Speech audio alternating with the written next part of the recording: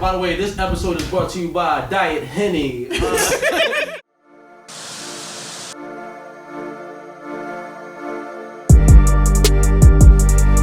going on, everybody? I'm Aliyah and And I'm Reese, and we are Unrecognized Real. Let's get it.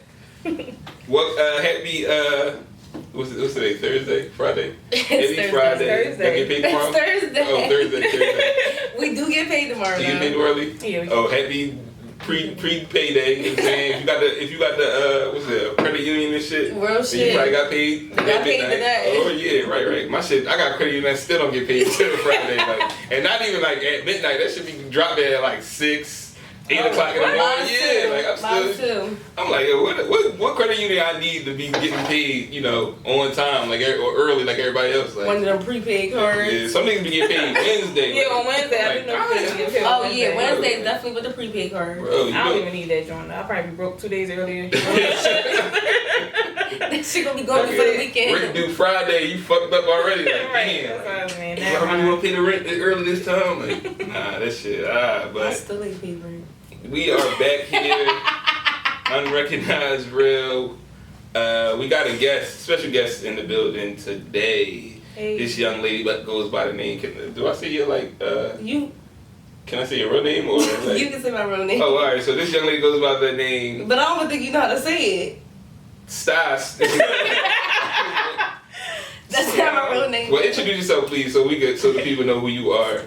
Hey guys, I'm Nastacia, but I do go by Stas.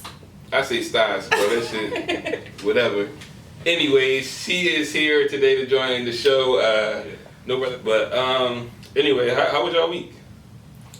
My week was pretty good. I got into an argument with my son's teacher. How'd that go? He about to get all F's. No,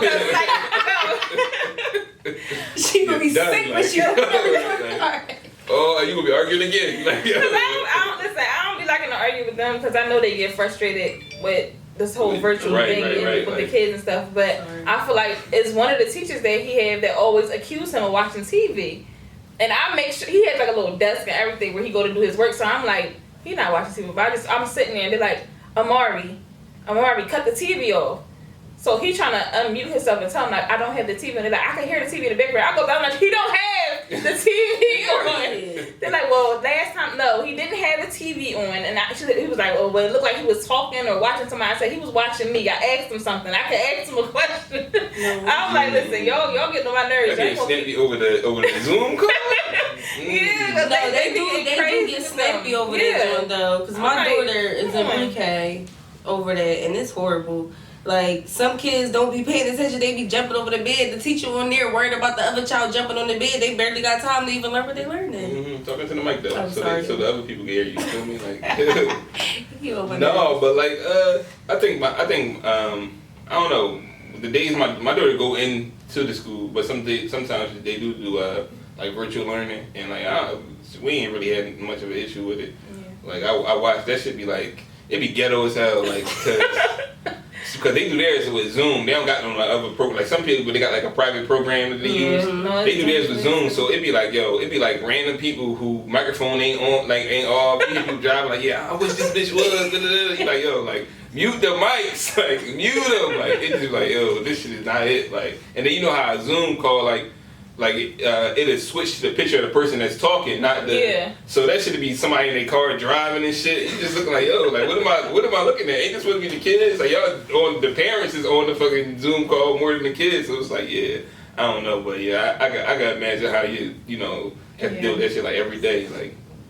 Leave over there because of people. Right. Because I be like, I don't get a chance to really sit there with him every single day because I work. But on the days when I'm off, I make sure I'm sitting there and being attentive. And I feel like every time I'm sitting there with him, they saying something to him about watching TV. And I'm like, listen, I know he ain't watching TV because I ain't watching TV. So right. I know what he's doing. Like, don't accuse him if he's not really doing it. Like, I understand their frustration because it is a lot of kids, and a lot of them kids don't be listening. But it's difficult. It's difficult. You try to get kids to sit in front of TV that ain't like a tablet or whatever. Like, bro, Netflix is right there. I can see it. Like, you telling me I can't click on Netflix? You tripping? Like, listen, I be calling my daughter, and now with the iPad, you could like do other shit while you on FaceTime. So she be dead ass watching Netflix or playing the game and shit. I'm like, yo, what you doing? Like, she like, nothing. The whole time, I can see like, bro, you playing the game. Like, what you, like, you talking to me or you playing the game? Like, it just be like, all right, like, these youngins just, I don't know, this shit is new for everybody, honestly. Like, the teachers ain't got a hold of it, the parents ain't got a hold of it. It's new. Like, it's just like, you know, what can you expect and shit? Like, besides, all right, you got a daughter, right? Yeah, you got a daughter. Our daughters is the same age. Like, so, like, my daughter will be 5 April though. Yeah, April 5 already. Damn, April 12th. April 12th, yeah. So my daughter, May 5th. April 12th, baby. Yeah. Had her 4 days before, well, after me. Shit. I ended up in labor in the lobby. At the airport? At work. Yeah, that's different. I was going hard. When I say I was going hard, like I literally was at work every day busting doubles when I was pregnant. Like, well, at least they got the wheelchairs and shit right there. Oh shit! Like, so, you know, they was trying to send me home. How was your week though? Yeah, you didn't get the answer. Like, how was my week? It was chilling. I didn't really do too much. Like once I left work on Monday night, I just was in the bed trying to get some rest. Like, yeah. I had what I do this week? This week wasn't crazy. I went to work. You ever hooky at work? I know y'all definitely. I worked with y'all before. They definitely. I brought at least to work Monday night. So, I mean, like I was like Wednesday. They was like, yeah, you want to come in for an extra 8? Like, all right, cool.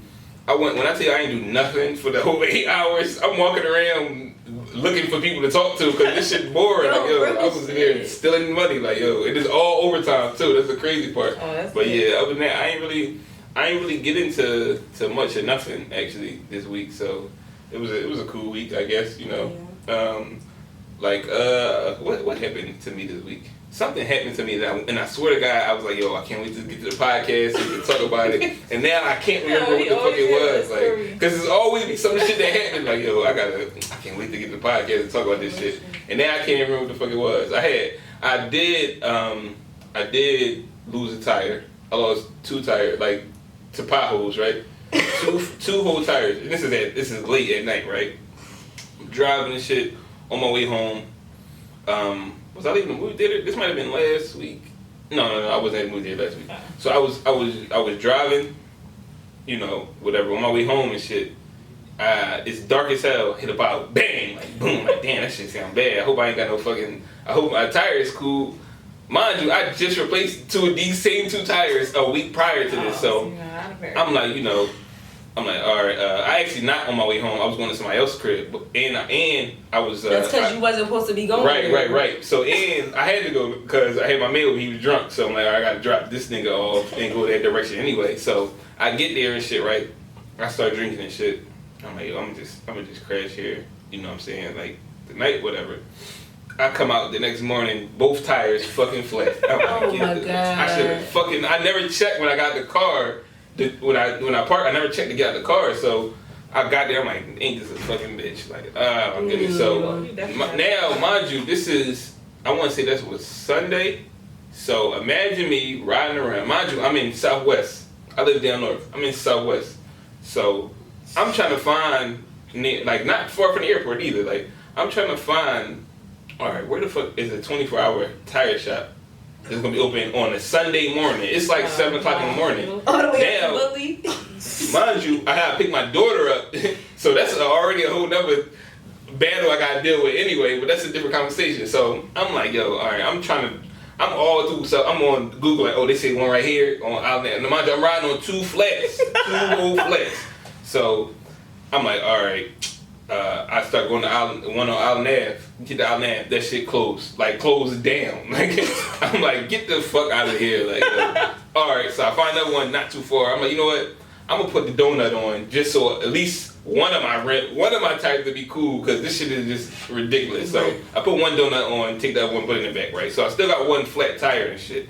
So I'm fucking driving and shit. I get to the one, I can't remember where it was. It was like 60 something, right? I get there, that shit closed. Like, I'm like, what the fuck? I get the next job. I'm like, there ain't no number or nothing listed. I'm like, I wish I could call it, but it's like, it's 5 minutes away from where I'm at. I'm like, all right, I'm gonna just go. I do this shit 2 times and this shit closed. Like, I end up going all the way to West Philly, driving through to West Philly to find John. Like, this shit, bro. I know you run Listen, I actually so I got a Jeep, so my tire's a little bit bigger. So when I got a flat, when you got a flat tire, you still got a lot of tire. Like it wasn't blowout tire. Like it was a lot of tire left, so I could all right, I'm gonna make it like through my high hazards on and shit. But whatever, you weren't willing with a charger, bro? Like oh, so drooling. That's where all the tire shops at, but they all closed. But you can't trust Max. Ever since COVID, you can't trust Max. Every last joint closed. Like I'm calling numbers and shit. It's when I'm knocking on the gate, like yo. It was like a house upstairs. Niggas look out the window and shit. Like that was some nut shit, bro. Like they had 3 numbers. Every last one of them was turned off. I'm like, yo, this is not my fucking day. Like, it is not my fucking day. So I finally found a joint all the way on like 52nd and what's that? Gerard? That's Gerard or Lancaster? 52nd and Lancaster. Damn. All the way over there. Yo, first shit. Right. I'm like, where I was at, I was close to 95, 76, whatever. I could have just hopped on there and went all the way home. It's a joint right on the corner from my house that I know for sure would have been fucking open. Like, I'm like, West Philly and Southwest on some nut shit. Like, I did the on some shit. I really don't think we got no 24-hour tire shop. I'm trying to think. They be saying these 24 hours. Yeah, I know at least 3 around my way. Like, literally around my way, 3. Like, the one on the Bully, the one on like 9th and the Boulevard. That shit always for faithfully been my shit, my go-to. Like, yo, I'm going right up here. I'm good. I know they're gonna be cool. Only thing with them niggas, they started I remember when a used tire was $25. Like, I don't know that how shit $45. Exactly. Yeah, right. I think they like it's 45, but it's another 5. You want to take it? Yeah, put the shit in my truck. I'm taking the tire with me. Yeah. They gotta be like, for the disposable tire. We got I watch this nigga take it and throw it in the trash. I did that shit myself. No, somebody changed my tire recently and gave me a used tire. He already put it on to everything, right?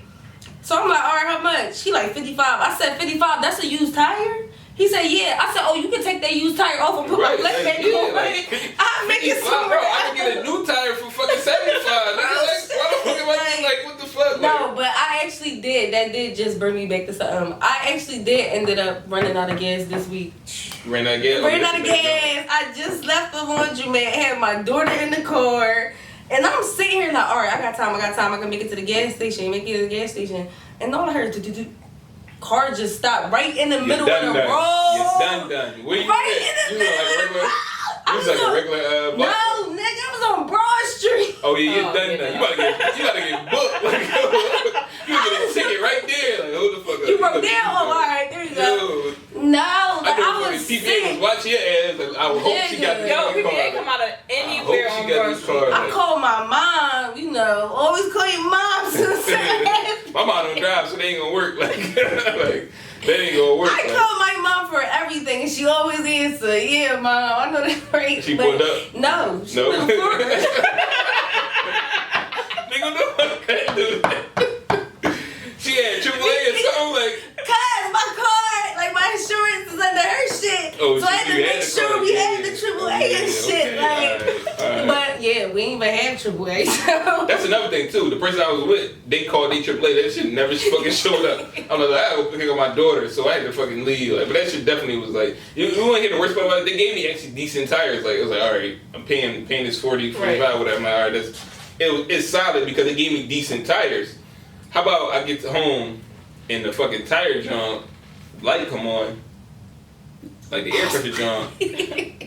I'm like, I know these things ain't give me a fuck up tire. How about a tire on the other side of the car fucked up now?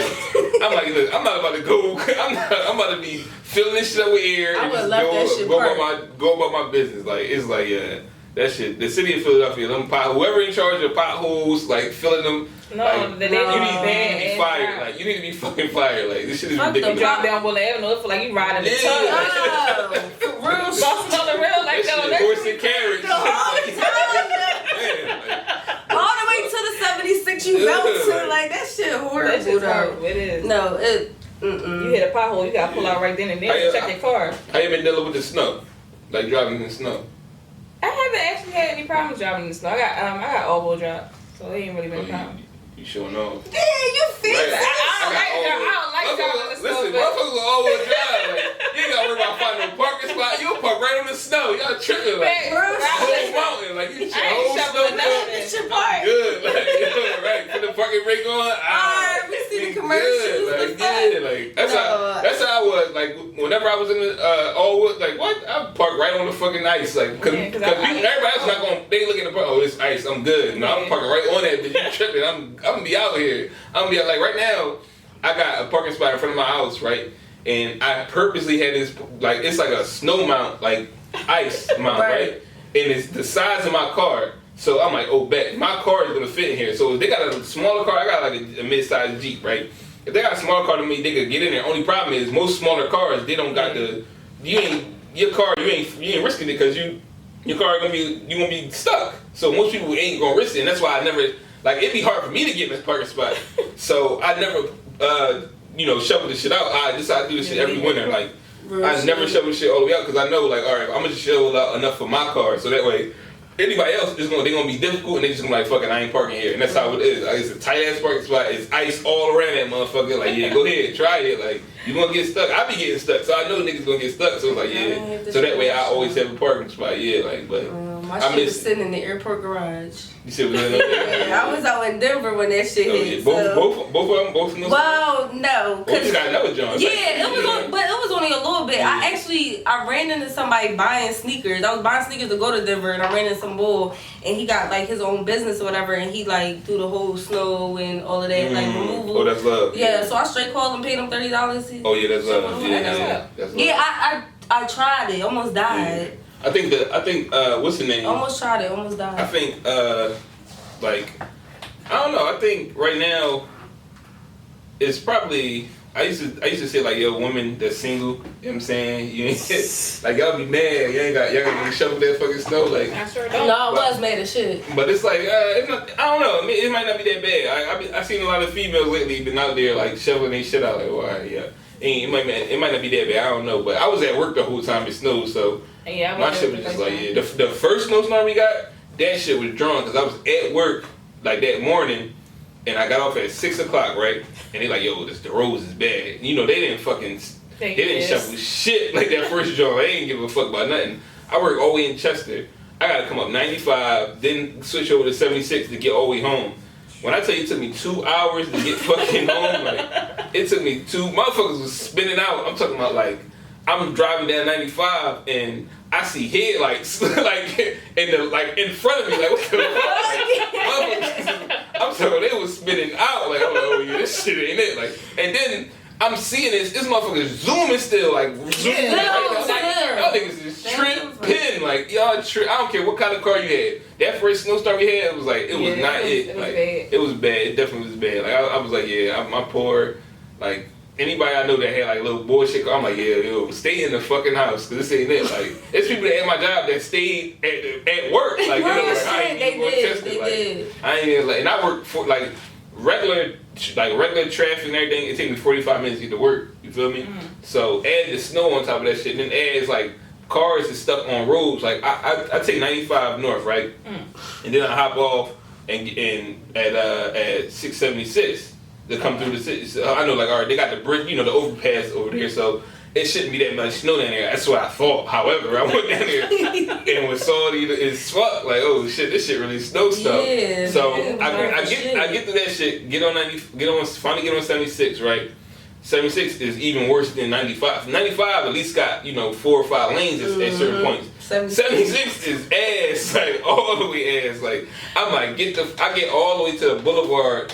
Part right is nothing but red lights. Like I'm like, there's no way I'm not sitting in this shit. So I get off at like I take City Ave exit or Lincoln Drive exit and try to come that way like Ridge Avenue and all that shit. It's traffic down there. Like it's just like it was so bad. A bus was fucking stuck on like the little off ramp John. Like the whole fucking bus. I'm like yeah this ain't it. I need to like.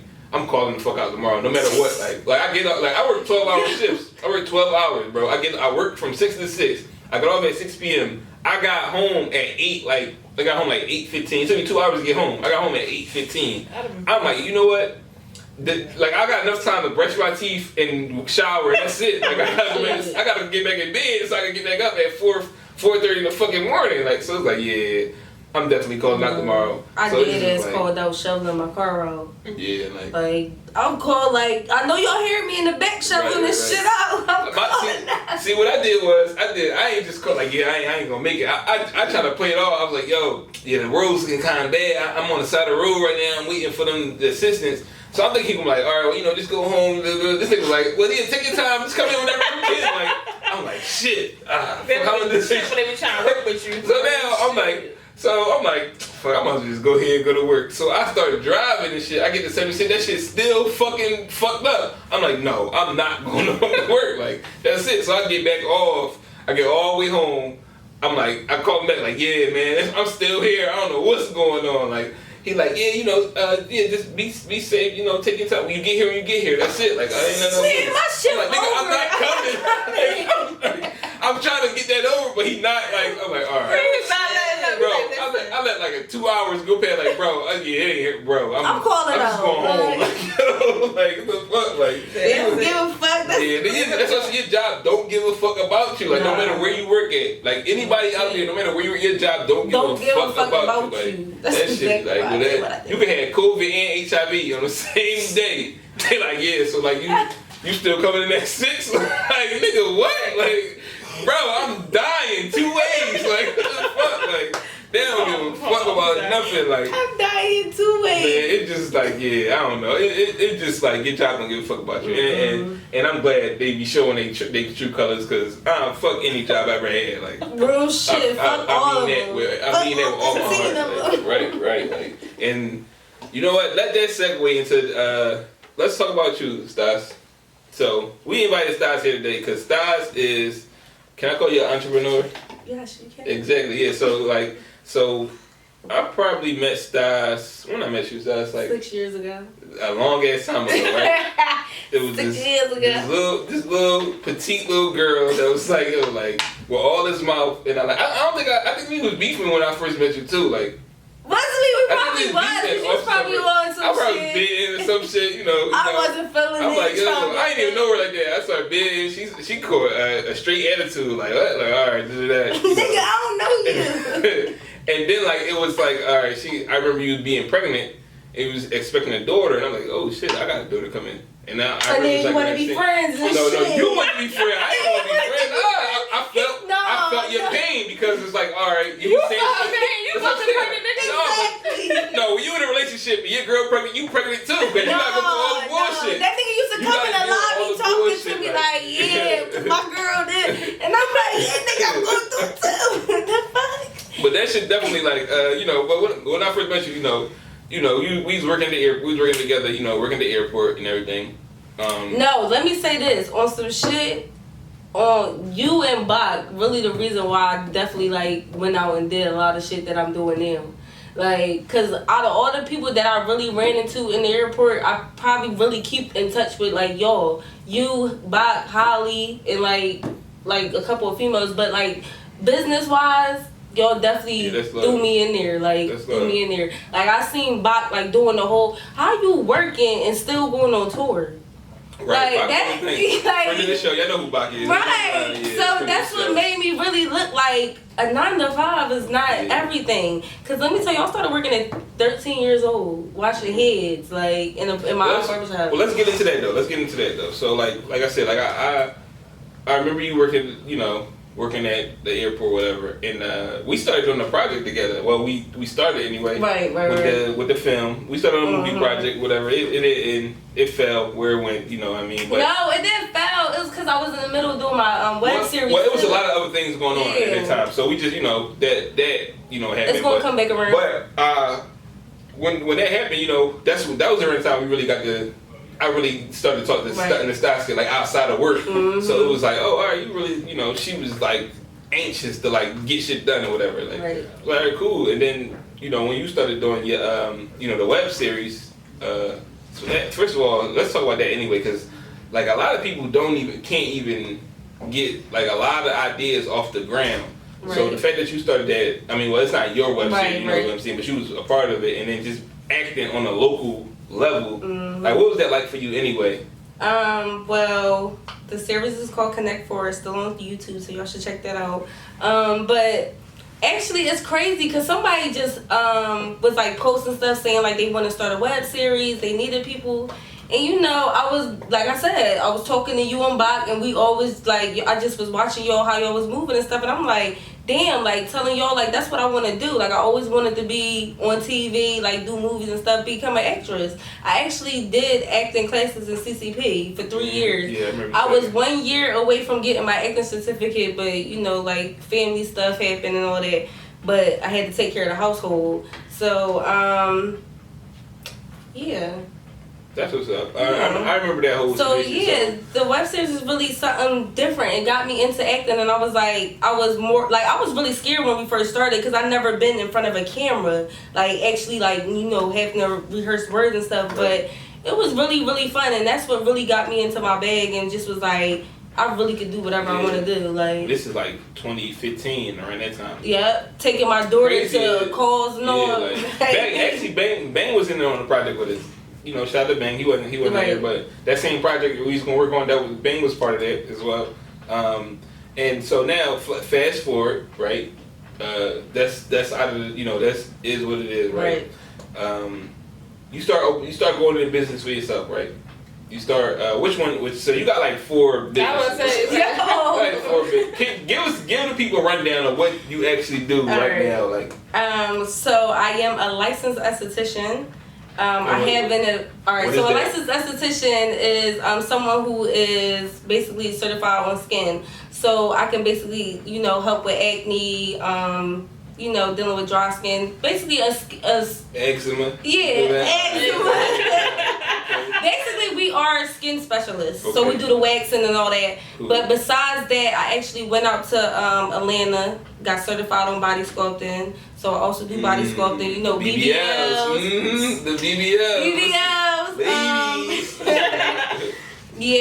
BBLs and all that. And then I actually went to Virginia and got certified on teeth whitening. So, I do all of that. And I also own an event space. Yeah, so if y'all, you know, birthdays, events, all of that coming up, holla at me. Yeah, right. All right, but yeah, stand up, show them the shirt. Yes, okay. Let me see the merch. Check me out. Okay, but yeah, brow down to me because I started off with brows, but then I eventually just, like you said, a job don't give a fuck about you. Right.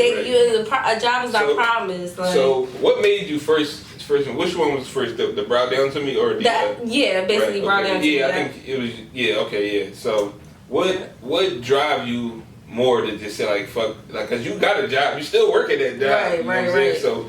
And like I said, I used to see you doing your doubles and triples and shit. Like, so what drove you to just say like, you know what, fuck, I need to get this fucking this esthetician fucking certificate, or a license. Yeah, license. Do my own shit, like what put you on that path though?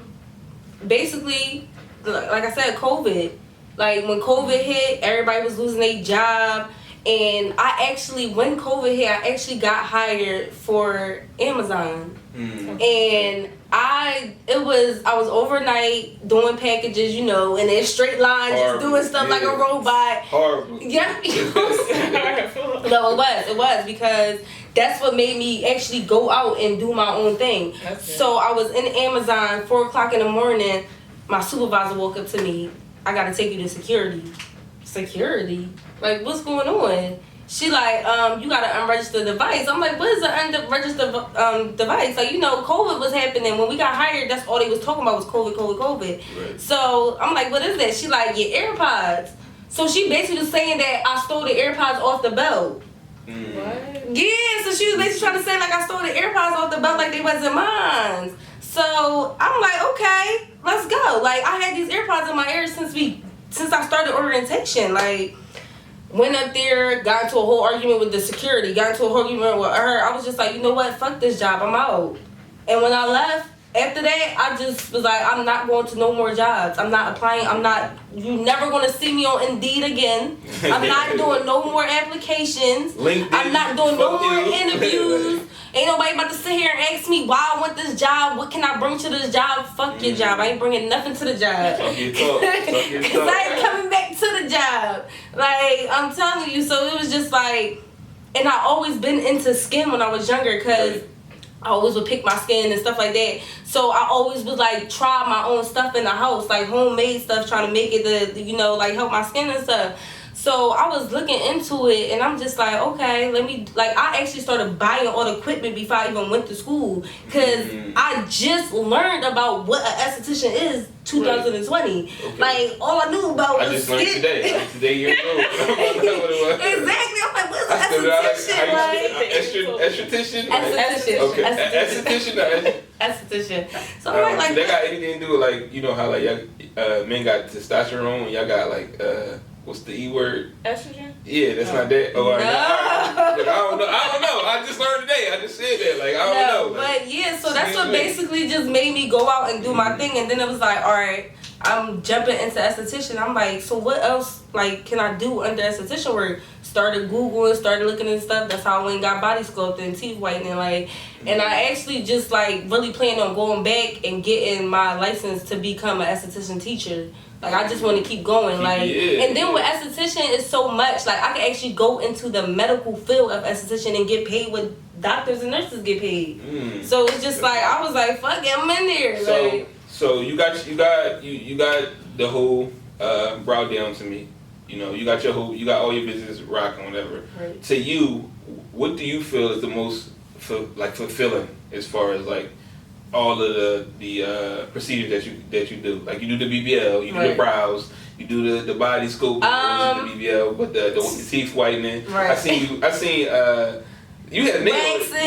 Wax. Yo, speaking of the wax, somebody gonna say, why are these girls just so comfortable with putting their pussy on it? Listen, speaking of the wax, one of them wax you did, I thought it was a burger. I'm like, yo, that's clean. Hey, like, you ain't never. I want you to. You ever see like a burger bun? Like that? I'm like, hold up. I scrolled real quick. It was that. Like, hold the fuck up. Damn, that joint. Hold up, give her my number, stop. Who that? Like, tell us what's up. Like, that joint. That joint looked crazy. Like, I'm like, yeah, that all right. You definitely do this. She definitely do the waxing. The waxing is on point, y'all. Like, it's definitely. I approve. I'm a male, and I'm saying, look, I approve of her waxing. That shit definitely was like, I was like, oh yeah, this shit. This is it. Now, speaking to waxing, right? Like, do you get a lot of clientele with waxing? I'm actually just now starting to, like, my business just now starting to pick up. I'm just now starting to get clients. Like, I'm not gonna lie and sit here and be like, yeah, business booming. Right. It's picking up. It's a new business, and at the same time, I'm doing beauty. So with beauty, you really gotta trust the person that's touching you. Yeah. So I still gotta earn people's trust and build relationships and stuff like that. So yeah, my business is starting to grow, but you know, I'm getting there. I'm getting there. My next week, I've definitely got like a little full schedule, kind of. So yeah, I'm getting there. Love to see that. But yeah. So my event space is actually doing way better. So okay, yeah, I'm about to. Yeah, I mean, we gonna talk online. Look, Aliyah speak coming back, so you know we gonna talk offline about that. But so like, all right. So as far as waxing go, right? Because I always. Hold on.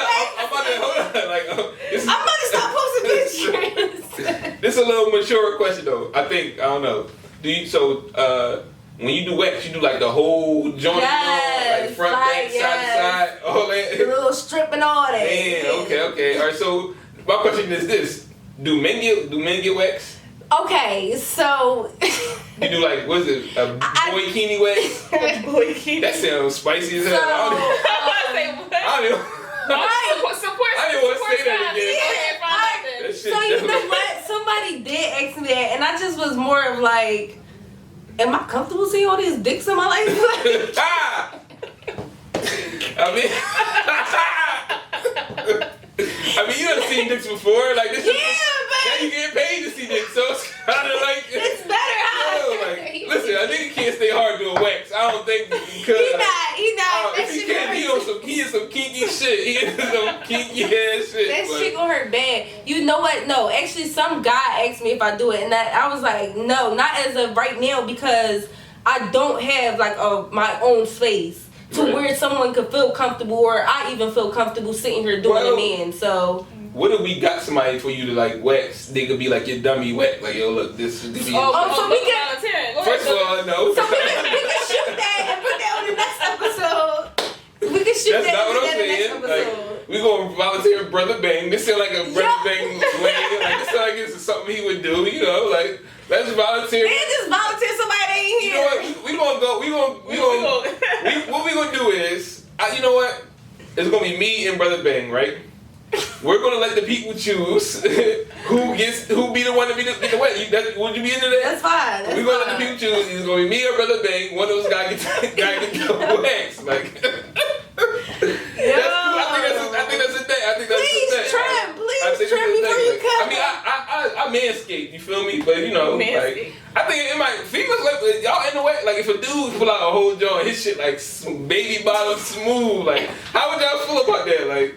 It's just like, hold up. Balls and all. Like, no, you know what? It's balls and all. It's actually better for your hygiene. I mean, I would imagine. Yeah, like waxing, it really is a good thing for guys because, like, you know, the hair down there actually holds all the sweat. So that's what causes all the infection and the odor and stuff between us and y'all because y'all been sweating in your pants all fucking day and then you want to stick your dick in. No, nigga, get in the shower first. Right. And then come on. I wouldn't be opposed to a man getting it.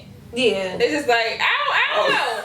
I'm like, listen, I'll let you wax the front street, you feel me? Like, but if you think you might have my legs up to get, no, it's that ain't happening. Right? So you just grab a bar right here. So you ain't never here. Business up front, party in the back. You know this talk. You know this talk.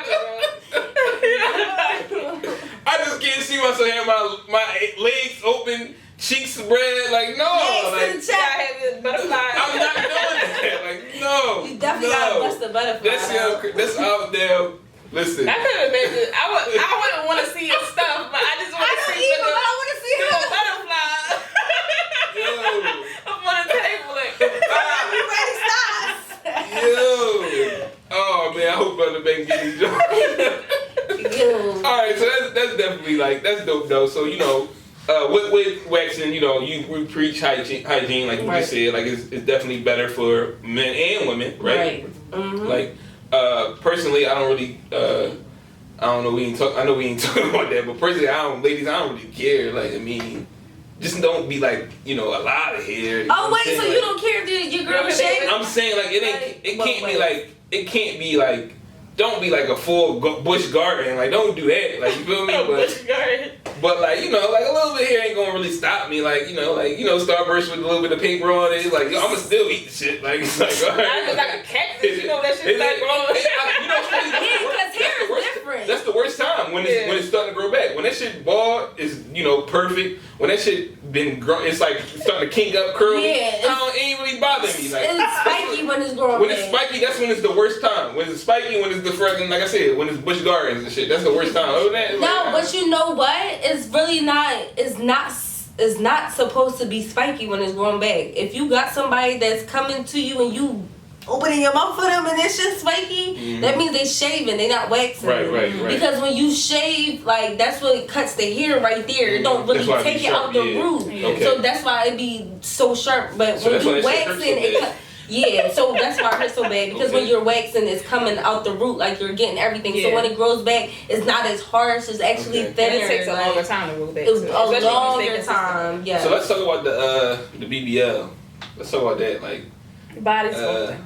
Yes, there you go. Man, that's just BBL.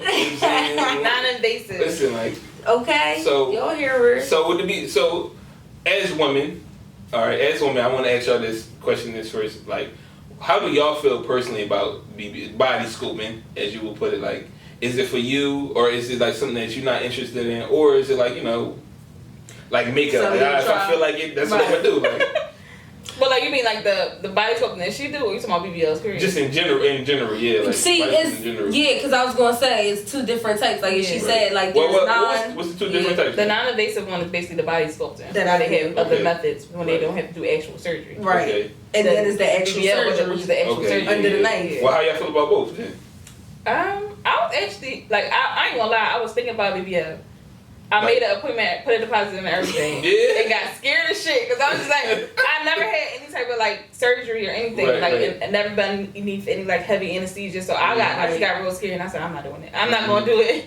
But See, and body sculpting is for people like her. Leah's gonna be a fucking John. But no, she can still have that body. I just want to, like, you know, like, I feel like I had my baby 7 years ago and I still got the baby fat. So I'm just like, just take this fat out, put it in the daycare, and I'll be alright. But so how you feel about it, Steph? Well, I actually got into body sculpting because I know there's so many women out here that's not comfortable with their actual body. Right. But for me, just being a person and a mother, like she said, it's scary to me to even try to go under all that medication. I don't even pop regular pills. Like, if I got a cramp or anything, I don't do none of that. Yeah, like, I don't do none of that. Like, I'd rather do, like, home remedies or something. Like, so for me, it was more of, how can I give the females what they want, but without all the cutting and the bleeding and having to be down for months, like the downtime. So it was more of, you know, I can still give them what they want, but they don't got to be down on the bed for 3, 4, 5 months and got people taking care of them. And then that's another thing too. Like, a lot of females don't understand, like, even when you do go out and get that knife and all of that, yeah, it's for you, it's for how your body feel, but at the same time, you got to think about, this is for like people with like kids or just like a life here. You gotta think about what you put in people around you through, because at the same time you about to be down for months, so you gonna need help to do certain things and, you know, keep moving. But you're not thinking about the space you taking that person out of to do what you gotta do. So mine was more of like, you could still get that body you want, but you still gotta put the time in, and that's more of the thing. I don't want to say this, but I'm not gonna say it. I'm not gonna say it. No, because unrecognizable. I can't say it now because in 2020 I can say it's been a real lot of female bosses out here. Like, they've been on that shit, getting on that shit. But at the same time, there is really a lot of lazy females that don't want to put the work in for the shit that they want. And that's even with body.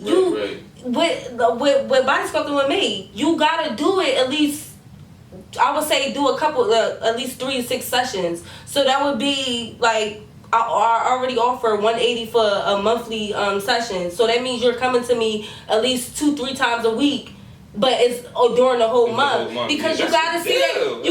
Exactly, and it's only a deal because right now I'm looking for models to be like, because a lot of people don't really believe in body sculpting. I want to let them know, like, this is real. It really works because I'm doing it and I see it. So that's the deal for right now. But yeah, I just really want people to know, like she said, if you scared to actually go under the needle and get that medication in you and you don't know how you gonna wake up, there's a lot of people that go on the table and don't wake up. Yeah. So you don't want to put that stress on your family and stuff. So I'm more of like, with my esthetician work and just what I go for and just how I stand, period, it's all about, like, I'm more of natural beauty. Like, I go for natural beauty, yes. Even with like little touches up, like touch-up makeup, that's still something that natural. You can put it on yourself, like, and you can wipe it off and still see your natural self.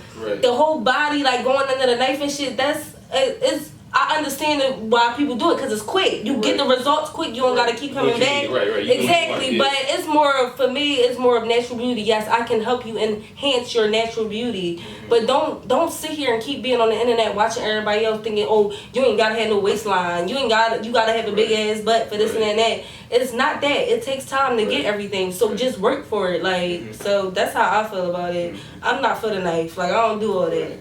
I know I'm a man getting into women's business, right? No, but I think to me, I think I just want people to be honest about it. You know what I mean? Like, if that's what you did, you know, that's what you did. You know, stand on it. You know what I'm saying? Stand on your decisions or whatever. That was just money. It's just like I don't like when motherfuckers be like they go under the knife and then they like gym heavy.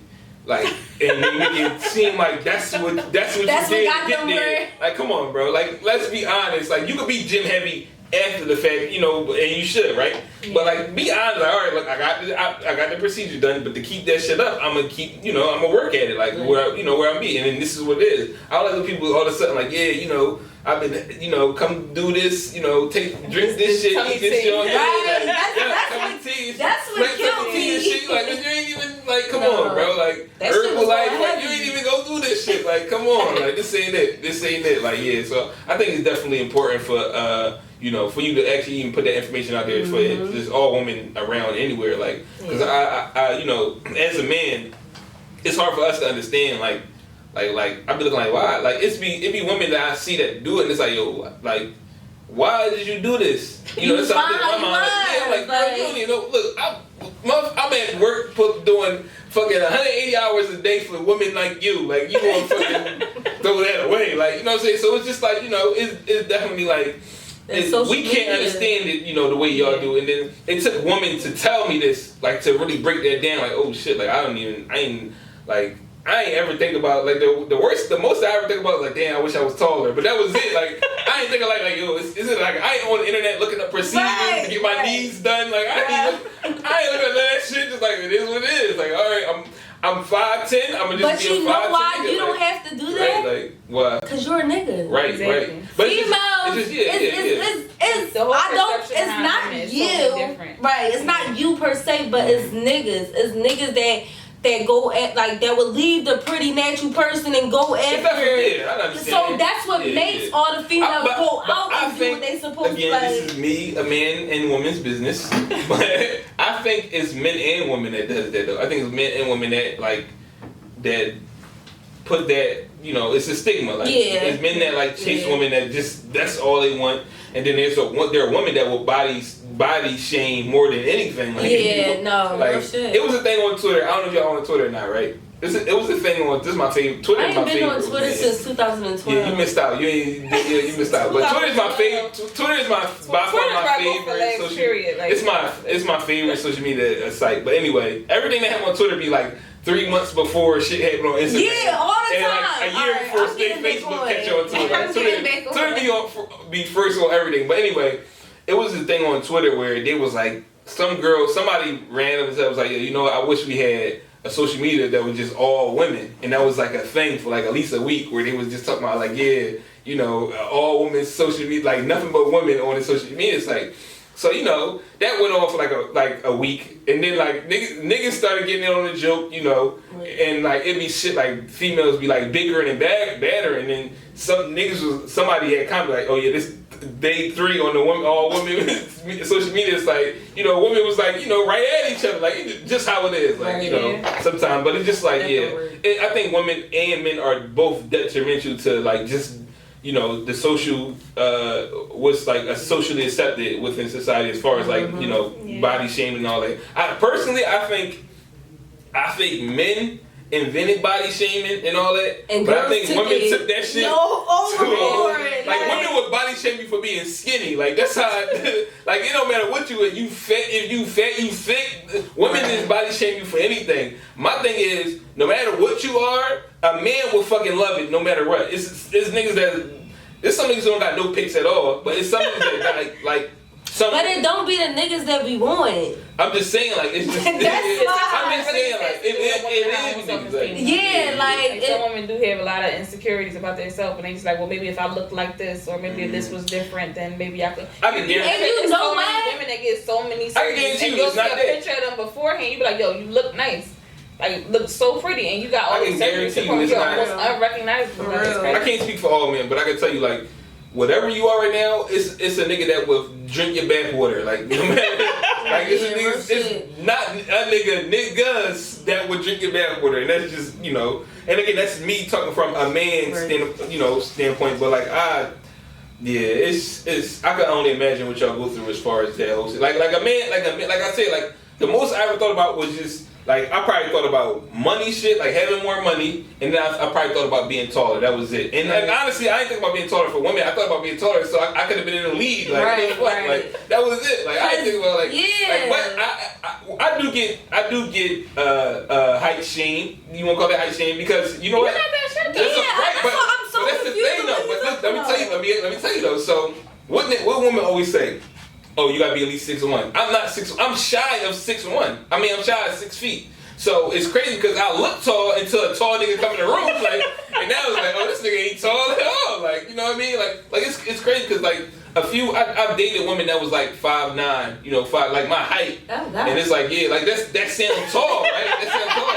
However, one of my It's a woman named right now, Liz Cambys, right? She an NBA player, a WNBA player, or whatever. She played overseas. Now she like fucking 6'9". I love this girl. Like I'm like, yo, I ain't got no fucking chance with this 6'9". Like she damn near 5. She damn near fucking like 10 feet taller than me. Like yo, like and you know, women that's 5'9".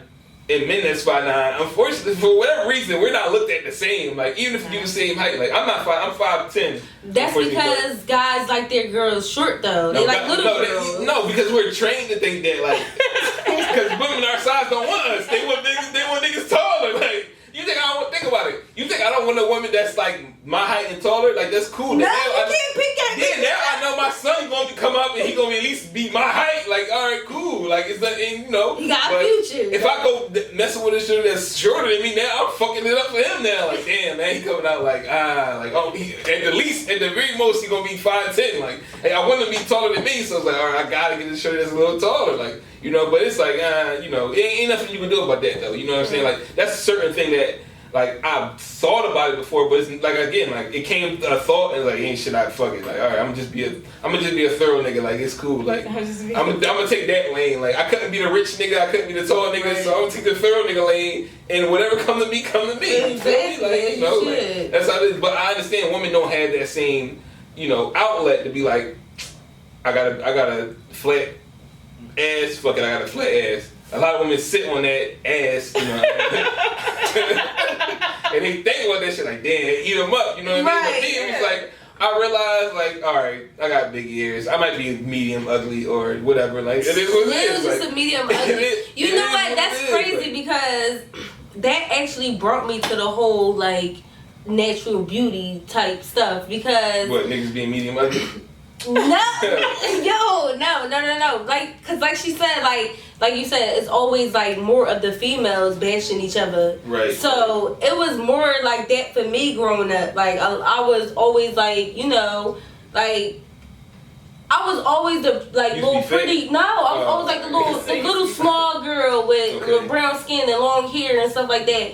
But it was always up to the other girls to make me feel ugly. Mm-hmm. Like, I never really felt like, oh, I was so pretty, I'm gorgeous, I'm this, because I literally had to fight bitches all through school just because people would pick on me because I was so, like, small, quiet, and pretty. And I remember this, you know, this one time, this one girl actually came up and, like, she didn't come up to me, but she literally, like, told my ex-boyfriend before, it was like, your girlfriend thinks she pretty because she got long hair. Like, I'm like, you know, so I literally had to, hate and shit. So for me, I used to always, like, when I was younger, like, elementary school, I used to be that person. I used to be like, damn, what can I do to make myself look prettier? Like, what can I do to, like, it was just, like, I always was looking for something, like, all right, let me put some eyeshadow on today. Let me put, like, mascara on today or something, like, just to, and then it was to a point where I got in the hospital and I'm like, what? I'm really a bad bitch and y'all bitches was hating and I ain't wearing none of this shit. Like, I don't need none of this makeup. I don't need none of that. Like, what is y'all talking about? Like, y'all really was making me feel ugly when I was younger because y'all was hating because y'all couldn't be me. Self-esteem. Like, and it was just more of like... A lot of men don't. We don't suffer that. Like, and y'all don't. Like, some men do. Some men do. Cause I think I probably look at. No, I ain't even. I always thought it was weird for what another nigga thought of another nigga. I always thought it was weird. And exactly, and that's the crazy part. And that's what all these. I think it's part of your peers. It's your peer pressure more than anything. Cause I don't give a fuck what niggas I don't know think of me. Right. It's the niggas that I'm close to, that I love, you know, that what them niggas think of me, like, and not what they think of me, like how I dress or anything like that. Like, it's more so my character that I feel like, yo, you feel like I'm a nut ass nigga or something, or a clown or some shit. That's when I started taking it, and that's probably me in my older age. And, you know, when I was a teenager or whatever in high school, I felt, you know, like I was a dirty young boy from North Philly. Like I ain't had no job. My mom raising 3 kids on her own, working at McDonald's. Like shit wasn't booming for me. So like I went through that stage of like niggas is like ragging on you from what you wearing and all that. And it is what it was. You know what I'm saying? So being that, you know, going through that and then growing older, it's like maybe I dealt with that at that age where it's like now it don't even affect me. Like, all right, cool, I wear the same outfit 3 days in a row. Like, nigga, you can't tell me nothing. Like, I change my drawers. That's all that matters. Like, you don't need to worry about that. Like, you know what I mean? But yeah, I definitely understand. Like, I can't. I got sympathy for what women go through. Like, of course, I can't understand it because I'm not a woman and I never endured that. But it's just like, yeah, I could definitely. I see where y'all coming from, and it's like, yeah, niggas gotta chill out. Like, niggas got like. Let her be her. Whatever woman that's in your life right now or you around, just, give her the space to be her, whatever that is. So if you want to do the body sculpting, she can do the body sculpting. If she decided to do the whole full BBL thing, like, hey, that's cool too. Like, it's honestly, it's women's business. It's none of my business. Like, it's none of my business, man. Damn, so you lost your deposit, sis? I did. Damn. How much you put in? The crazy thing was it wasn't even a crazy deposit. Like, they was on some shit like you could, like, as long as you got this whole thing paid up by this date, you good. So they only made put down like $500. Okay. You rich. Only $500. They want you to put down like 50%. And like, then you gotta think. Most places, especially when you get like a BBL, you can't go straight home. So you also have to pay another $1,200 for a recovery. And that's what I was talking about, the whole downtime. You gotta think a BBL plus another $1,200. That's almost $6,000 that you're putting up to get that surgery. So I guess the $500 was nothing to that. Yeah. This episode of Unrecognized Real is sponsored by PS It's Natural. PS Natural is a family brand committed to providing natural hair and beard care products you can trust. Their lightweight, versatile formulas are for all hairstyles and hair types. PS It's Natural have products for the entire family and truly believe it's not just hair. Visit their website at www.psitsnaturalllc.com and use our promo code UnRPod. Again, that's UnRPOD for 20% off your first purchase. And you can also follow them on Instagram at psitsnatural_LLC.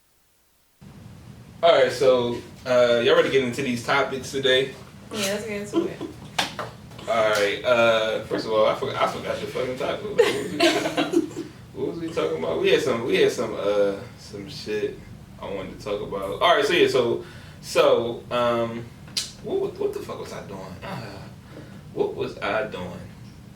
You know what? So last time we was in here, I talked about death. I talked about my cousin being killed and everything, and it got me start thinking just about niggas dealing with like people in general, black people more specifically dealing with like sorrow and trauma and everything like that, right?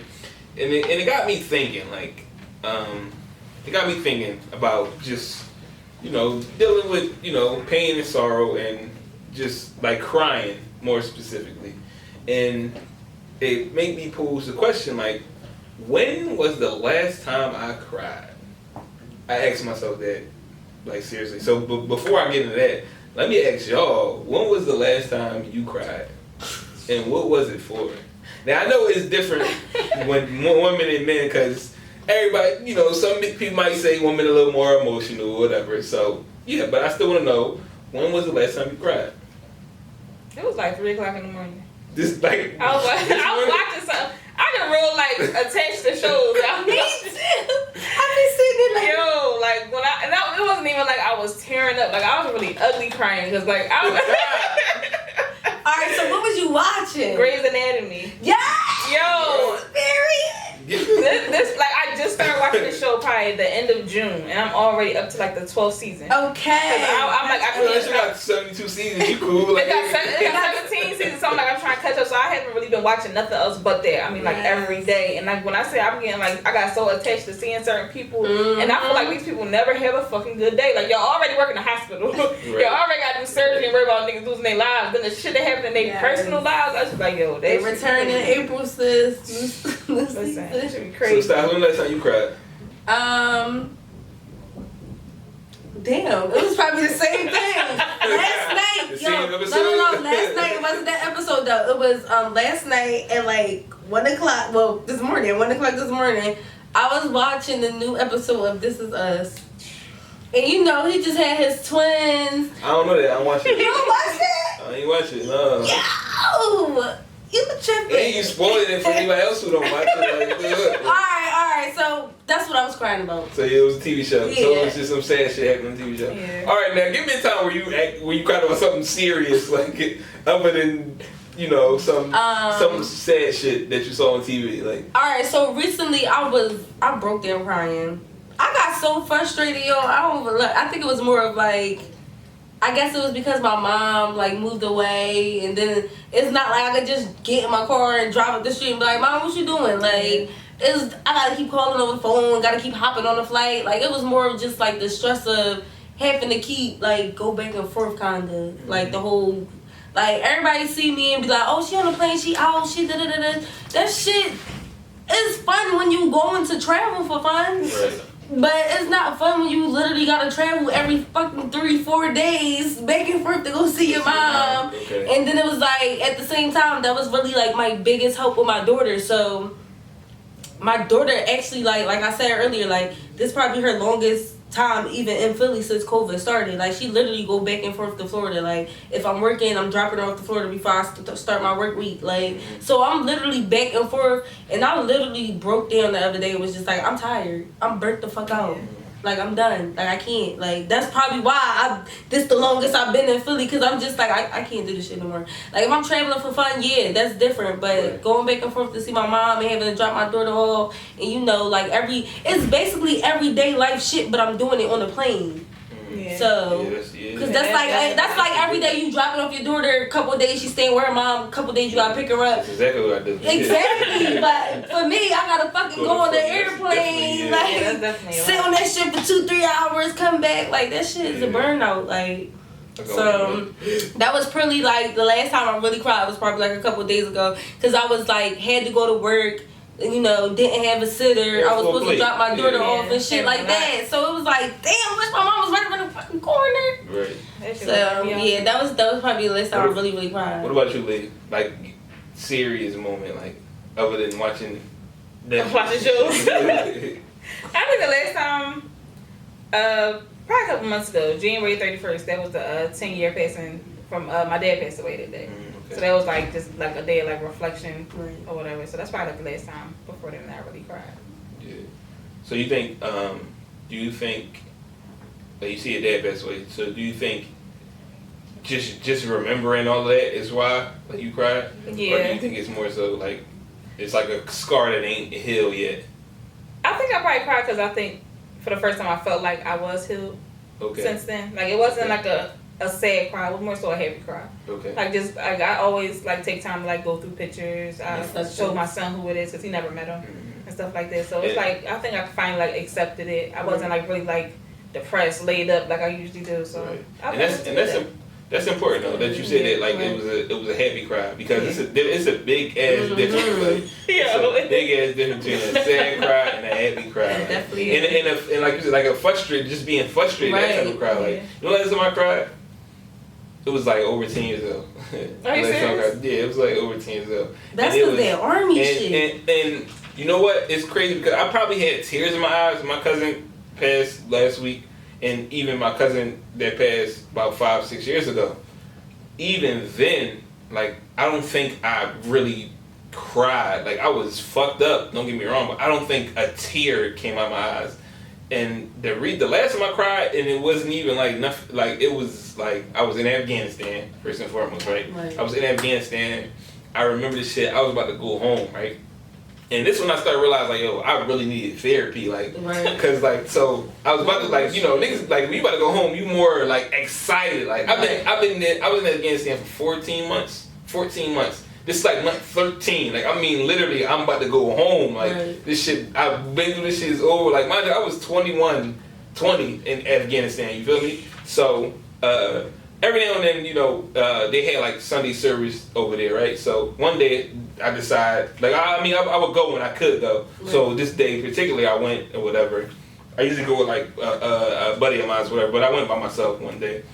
And I was talking to one of the chaplains there that was there, and like he asked me like what I had going on, and I was like, I was just excited because I'm about to go home, like finally. Like, you don't understand, like when I was in Afghanistan, I used to have dreams of me going home. And then like it was really nightmares because I would like in the dream, I would go home, everything was love, and like I get like a letter like, oh, you gotta go back to Afghanistan. Like, it'd be some, and I wake up and I'm like, yo, this shit a dream? Or like, what the fuck? I used to have that shit faithfully. I dream like that faithfully, like every other night. Like, that used to be crazy. But so, like, I'm really excited. Like I said, I think I just turned 21 at that time. I just turned 21. So, you know, I'm 20. I'm excited to go back home. Mind you, so I had a transition going in Afghanistan. I don't know if I ever talked about that on the show, but I had a transition when I was in Afghanistan. Like, honestly, I had an identity crisis. It's because who I was going into Afghanistan and who I was on the other side of that was two totally different people. And I could see that myself, you know. Can I ask you a question? Go ahead. What made you want to even join the Army? I ain't had nothing better to do. Okay. That is, so like, that's real shit. No, that's really how it was. Like I didn't have any other plans. I didn't have plans to go to college. I didn't have plans to work. Like, it was just like, yo, I need to. I didn't have nothing to do, and I wanted to get out of my current situation. Okay. So it was like, all right, well, fuck, let me just join the Army. Like, and you know what? It's crazy because most of the time it's like that for most people. I wish I would have. Like, I wish I had more knowledge then than I had now. You know, that I have now with her, but yeah, so going through that situation at that time, I didn't realize I was going through that then. I found out later that's what I was going through. Like, I was really having an identity crisis or whatever. But I didn't realize that at the time. So, you know, I'm talking to the chaplain. That's like a priest, kind of like a priest, whatever, but that serves in the military. So I'm talking to him, whatever. He get like all the deacons, if you want to say, like, you know, and they do like a prayer for me to, like, you know, go home or whatever, like, you know, like within the Army and military, across the military, the two worst days when you in Afghanistan, Iraq, you know, whatever. The two worst months is the first month you get there and the last month you fucking go. Mm-hmm. The reason why is because you're like, the first month you get in there, you don't know what to expect, shit get crazy, you know. The last month is like, damn, I got through all this shit. The last thing I want to do is some shit happen and I don't get to go home at the end of the shit, you know what I'm saying? So that's like the worst 2 months for you mentally. So, being as that said, I was going through that, but I didn't really I was just excited to go home. Like, look, I'm about to go home. Right. Let's just make it through this last month. We're going to be cool, right? So, you know, they get up there, they say a little prayer or whatever, you know what I'm saying? And they words start hitting, like, because they asked me, you know, what was my plans when I got back home? And I didn't have an answer for it. Like, I didn't fucking know. I'm like, damn. That's not what you was thinking about. I started thinking, like, what the fuck was I doing before I got here? I don't fucking know. Like, so my life was totally different. So listen, like, I had like a little bullshit job I had quit before I went to Afghanistan. I had a girlfriend. We broke up like a couple months in. So it was all that, like, where was I going to live? Like, it was all of these situations that I didn't put together in my head at that time. So when they talk, they put me in a little, they really like circled around me and do like this little prayer situation. And the shit that they was praying about, that shit started getting in my head. I'm like, yo, what the like, I don't, damn, what, like, do I want to go home now? Like, that's like I really was sitting there thinking about that. So after I left and shit, whatever, I go back home. I go to my home. I go back to my tent. I'm sitting in the bed, and I'm just like sitting here trying to figure out, like, what the fuck. Like, my mind is fixated on all this. I'm like, yo, you ever seen it? Like, I really started thinking that way. Like, yo, what is, because I was getting away from that. My whole thing was get away from that. Right. So now I'm looking, all of a sudden, I'm just like, it's not even nothing for me to come home to. Like, is that even home? So at some point in time, I'm sitting there thinking that shit, and tears started rolling down my eyes. Like, I'm like, yo, I don't know what the fuck I'm gonna do. Like, I don't know what. And you just spent all that time there. Yeah, what do I have in front of me? What do I have in front of me? Like, I feel like there was nothing there. There was no path for me. And then it took me way years later to realize, like, yo, on some shit, I was going through a whole identity crisis. Like I said, I didn't know who I was coming out of that situation, and I didn't know who I wanted to be coming out of that situation. And then on top of that, even mentally, like, so my name is, for people that don't know, my government name is Maurice. A lot of people really actually don't know that. Wanna know why? Because I'm going by Reese, and I always tell people that's my name. So anyway, so just mentally, I didn't feel like Maurice. I didn't feel like my name had to be Reese. Reese permanently after that, because I feel like going through that whatever the fuck I had dealt with during that whole entire time, it made me feel like, yo, I was no longer Maurice. That wasn't a thing. Like, I introduced, for the first time in my entire life, I started to introduce myself as Reese. I'm talking about, I ended up going to college when I came back from Afghanistan. I'm in college talking about Reese. My name is Reese Tiller. That was my fucking name. Like, no, Maurice don't exist anymore, because I feel like it sounds crazy, but Maurice died in Afghanistan.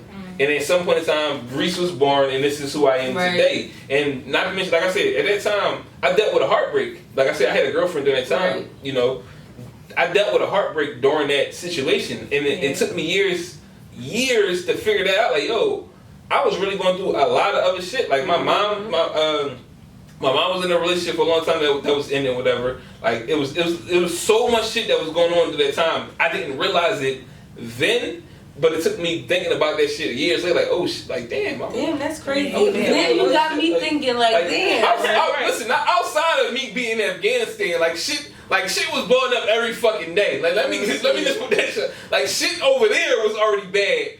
Then to think, like, come back here and it's like, you ever leave a bad situation trying to get away from it and come back and that shit worse than the fuck it was? That's what I was returning to. And it's like, yo, I didn't realize any of that shit was going on. And, you know, during that time, you know, when those tears fell, I couldn't understand why. Like, why the fuck I was crying about this shit, whatever, you know what I'm saying? Like, and it's like I seen people die, like take their last breaths, you know what I'm saying? So, seeing that, and it's like, yo, and feeling nothing. But then, like, when they was telling me, and I started thinking about my life and what I was going to go through or what I was doing, and that shit brought me to tears. It was like, well, what the fuck? That's because that shit had you thinking, like, who really, listen, like, who am I for real? Right. Like, what do I really got? I realized later that, yo, I really was going through a whole, outside of heartbreak, like, I feel like I had to be the one for my family because nobody else was doing shit. I had to be the one to carry the load. I felt like I had to be, you know, I had to pick up this responsibility that I didn't have prior to that. But everybody was looking at me like, oh, you joined the army, so you good now. Yeah, so they was looking at me and for that'd be a the whole first lot of thing you think, like you joined the army, you got the bread, so, like. Just coming off of that, and like I said, I joined the army at 18. I went to Afghanistan 2 years later. Like, I ain't even, like, it was just like, it was what it was, you know what I mean? So just going through all that, and like I said, my first heartbreak was there. I was in Afghanistan. It's just like, all right, this whatever, you doing you, I'm doing me, that's it. Like, you know what I'm saying? I didn't think about it at that time, but that shit hurt me, you know, in long term, it definitely fucking hurt me in so many different ways. So just seeing that and then reflecting on it, like, oh shit, like, I really went through some shit during that time. Like, this is me now being able to say that, and that's what had me thinking about this shit, like men and crying and shit. Like, yo, like I said, I felt so, like, heartbroken and bad. Like, I dealt with heartbroken after that I couldn't bring myself. Tears couldn't come out. Like I know it see down your eyes, but I couldn't. I got in the song cry. You know what I'm saying? Like it was that shit. Like, you know what I'm saying? Like listen. Like, I'm talking about. It's sad shit I see all the time. No, real shit. I don't know. Maybe it's like, you know, internalized. Like, you know, my mom saying like, yo, man up or some shit like that. I don't know. Maybe that's what it's from. No, that's you never know. They can try to practice that truth. So that's my other question is, why do y'all think it's so hard for men to cry? Like, it's exactly what you said. It's instilled from them at such a young age. Like, I catch myself saying this to myself sometimes, like, stop crying. But I'm like, you know, I don't want him to be growing up to feel like he can't express himself. Like, if you're hurt, you know, you can cry. Right. So, like, I remember I got mad at him for crying one day. And I'm just like, yo. I do that shit too. I'm like, you know what? You can cry if you hurt, but just wipe your shit off and get up. Like, I ain't gonna tell you can't cry, because I don't want you to grow, you know, emotional ass motherfucker. Like, you can't even express, you feel like you can't express yourself. But I just feel like it's just the stigma that we have, especially in our culture. Like, oh, men ain't supposed to cry. Men supposed to get up and just act like ain't nothing wrong. So I don't think it's just our culture. It's that's men in general. It's masculine, toxic masculinity. We feel like men shouldn't cry, and it's just no. I wouldn't say that. You don't think so? I don't think so. Like, it naturally, that's what it's supposed to be. But no, I feel like it's mainly us. Like she said, African Americans, black men. You know why I feel like no. I understand what you're saying. Yes, men. Period. Yes. But I feel like more for us as black, like, well, not us, but black men. Right. it's more of for y'all because it's just like everybody, like as it is right now, everybody around y'all is against black men. Right. So crying is a sign of weakness. Right. So you can't sit here and be crying and it's this white person, this Mexican person, this looking at you like this little nigga crying about. Right. And literally a little nigga. Right. What is this little nigga crying about? The biggest thing is probably y'all got the most to cry about. Y'all be carrying everything. And that's the thing. That's what it is. Y'all can't even express yourself because niggas think y'all it's definitely a toxic masculinity. It's men thing, right? But it's real heightened. It might be heightened within our community as well. And I think like I said, like I don't even like. I know niggas that like I can see like, bro, you hurting, like you are hurting, like let that shit hurt. Don't want to let that shit cry, let that hurt out, let that hurt out. And it's crazy, like I feel bad for not being able to have like at my cousin's funeral. I felt bad on myself that I did like tears wasn't coming down. You know what I'm saying? Like I felt like damn, like what the fuck is wrong? Like what? Like did I not?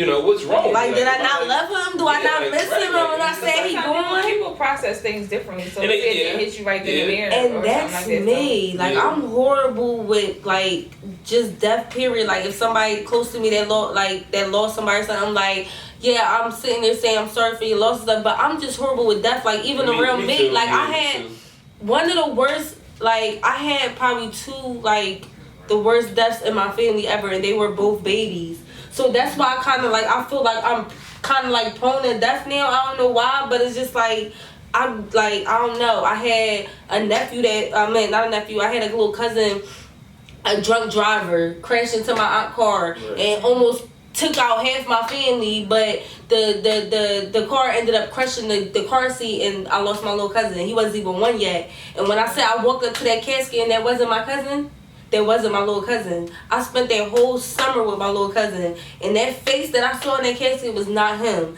Like, and then just like from there, like my older sister, like she had my first niece, and my first niece was born too early, and we going up to hospitals every single day in my 12th grade year. And this is really one of the reasons why I never went to college, because that whole year I was supposed to be focused on college. That whole year I was focused on family. Like, couldn't nobody tell me nothing. I'm at the hospital every day after school. Like, so, and then it was just like, all right, they going to transfer my niece to another hospital. Make sure, as soon as they transfer her, they telling us, oh, we got to pull the plug. There's nothing we can do. So it was just like, I lost two babies right there. Right. Like, not at the same time. It was years apart, but it was just like, it was hard. That was a hard loss for me. Like, that changed my life. Like, I didn't go to school. I went to CCP. That's why I did like the whole acting and all that. I went to CCP, but like you said, like life and family hits you sometimes. And I was basically the one left to take care of my mom, like, and my little sister. I was the only one left in the household. My older sister and my older brother was already gone. They graduated high school. They in college now. They working their jobs, got their own apartments. So I was left to take care of the household, and my mom suffered from depression, so she can't work.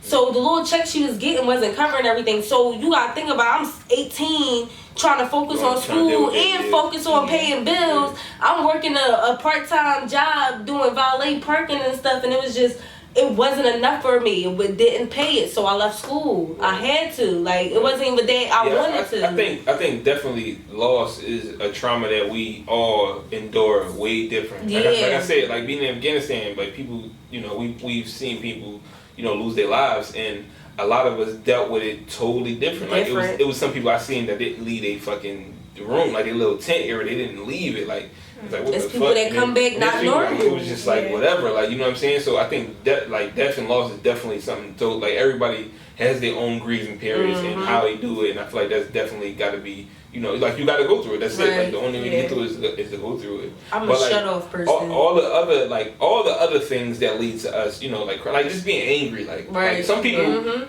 like cancers, me and Lee, you know what I'm saying? Like we get a whole thing that where people think we like emotional and we cry a lot or whatever the case may be. And I know like a lot of people don't understand like anger is so close to like like angry tears come out a lot. Like they more so might fall. Like you being mad and crying versus you being sad and crying might happen first. Like that's you being mad and crying. I used to fight all the time with tears in my eyes. Angry. Yeah, they come from the same source, so a lot of people don't understand it. So when you swallow that, like that anger or that pain, you just building it up. And one thing, like I said, like going through a breakup for the second time in my life, right? So going through that breakup, like the difference between that one and the first one was I seen the second one coming, and you know what? I was like, you know what? I won't let this affect me the way it did the first time. So I mentally prepared. Now I still had to go through the shit. You know what I mean? I still had to go through the shit. My dumb ass tried to, I tried to fuck through it. Meet women like, all right, fuck it, I'm back out here. I don't fuck with you. You know what I'm saying? Like, but eventually I realized, you know what? Nah, I'm really fucked up. Like I had to think like, you know what?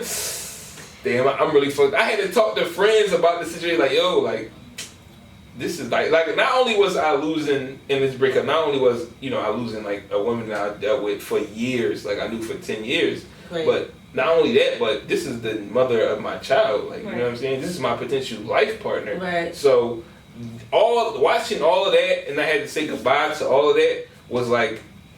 That's not something you should just kind of like roll over and then try to be like fucking this and shit. Like that's not something. But that's what most niggas do. Right. And that's don't help though. That's a defense mechanism though. That's me like I ain't.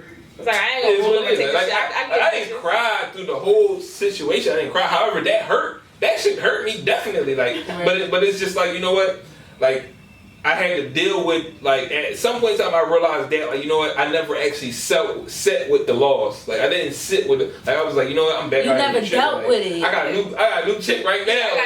I'm goody. Like, I'm goody. Then I was like, And you know what? It's crazy because that's why I wouldn't even just say men. People, it's like people ourselves. Like, that's why most people are kind of like, I wouldn't say fucked up, but we fucked up. Because we don't deal with shit. We don't go through. We don't sit here and deal with the process of dealing with it. We don't go through the process. We sit here and look at it, see it, and try to go over it. Like I ain't mad. Like it is what it is. But we never take it. I ain't mad. Yeah. People rather try to jump over a body of water than swim. Like you really have to go through it. Like just go through it. Like I said it before. Like this is a quote I got from I don't remember who I got it from, but they said in order to get through something, you have to go through it. That's how it is, period. And that's the thing, like, order for you to heal, you have to go through that healing process. Right. It's all a process. They'll end up hurting somebody else, not even realizing. And most of us men do that, especially when it comes to like shit like that. Like, or they be hurt so much they just like fuck it. As I said, you embody it, and all it does it builds up over time. And now this shit spill out at a time where it's like. This ain't like you my best friend and I'm mad at you because you forgot to call me and but really it's me worried about, the bitch that cheated on me in the 3rd grade and then that shit all built the fuck up. Like, you said you gonna call me back. Yeah, like that. But that's why women heal.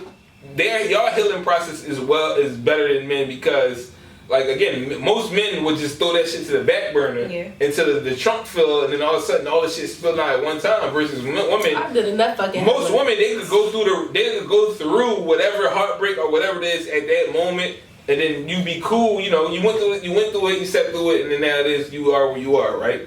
Most men they try to throw this shit on the back burner. And try to neglect it entirely. Like, I'm not hurt by it. No, wait. Females too. That's how they be becoming like little thoughts and hoes and shit. Because they try to express it. They try to express it. They be hurt, definitely. But they try to express it in another way. It's like, nah, like, men go just fuck whatever. It, like, all right, I'm going to do that. Because that's what I think I'm supposed to do. Right. But in a sense, it's like, no, sit with this L real quick, bro. Like, you need to sit with this L. And that's what I had to do. I had to really sit down. Like, you know what? With the L, roll the L, let me take it all in. Let me sit with this L for a little bit. Like, let me sit with this L and really, like my last relationship ended, like, it took a while. You feel what I'm saying? Like, it was like, I'm talking about, like, listen, like a year. Are you still healing? I think you still healing. I think you will always still be healing, regardless. Like any trauma, you don't just don't go a fucking way. No matter how much time it passes, it don't go. I think I'm definitely still healing in a lot of different ways. But however, I think I went through the process enough to be able to like, all right, move on. I move on to Right. the, you know what I'm saying. Like, even though I try to move on for like a weekend, but what I'm saying is it was a long time coming. Like I peeped like I mentioned earlier, like like I saw the breakup coming. Only reason I saw this because like we was damn near broken up already before that, so it was like just trying to make it work. Now, like I had my bags packed. That's how much I knew this shit was in there. Like that nigga had the bags packed. I got a whole drawer just in case we might get into it one night, and I can like, look, let me grab this bag. I'm like, what you talking about? Like, you know what I'm saying? So it definitely was like, I definitely was ready for the breakup. You feel me? It just was long-winded. Like like honestly, when you got a lot of time, a lot of love. We got a child together, you know, we got ties together, mutual friends, all that shit, right? When you got all that shit, you don't want to be the one that ended the shit. Like you know, like no matter, even if you see it, like, oh, this shit definitely like, cause I can see like this shit is coming to an end. So because y'all have mutual friends, y'all still run into each other. Like that's the possibility. So you don't want to be the one that fucking end the shit. Yeah. On some nutty shit, like bro, you want some nut shit, like you know what I'm saying. You don't want to be the reason why it fell.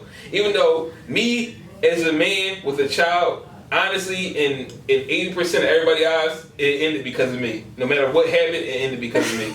And and y'all laughing and shit, but that's really how you gonna look at it though. That's like you gonna look at it like if she cheated on me or whatever, you gonna see that as I couldn't keep her happy. That's how.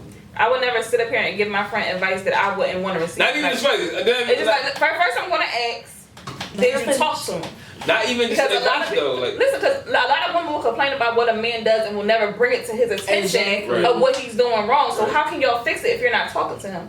So and then if you sit there and say, oh well, yeah, I cheated on him, but he wasn't keeping me happy. If he wasn't keeping you happy and you never gave him a chance to fix it, why cheat? Why not just leave him alone? If it's not really what you want. But I understand most people want to have their cake and eat it too, or maybe they figure. I don't know. I don't know why people cheat. I'm not a cheater. But so look, so given the situation, your homegirl, you've been seeing what she been dealing with, right?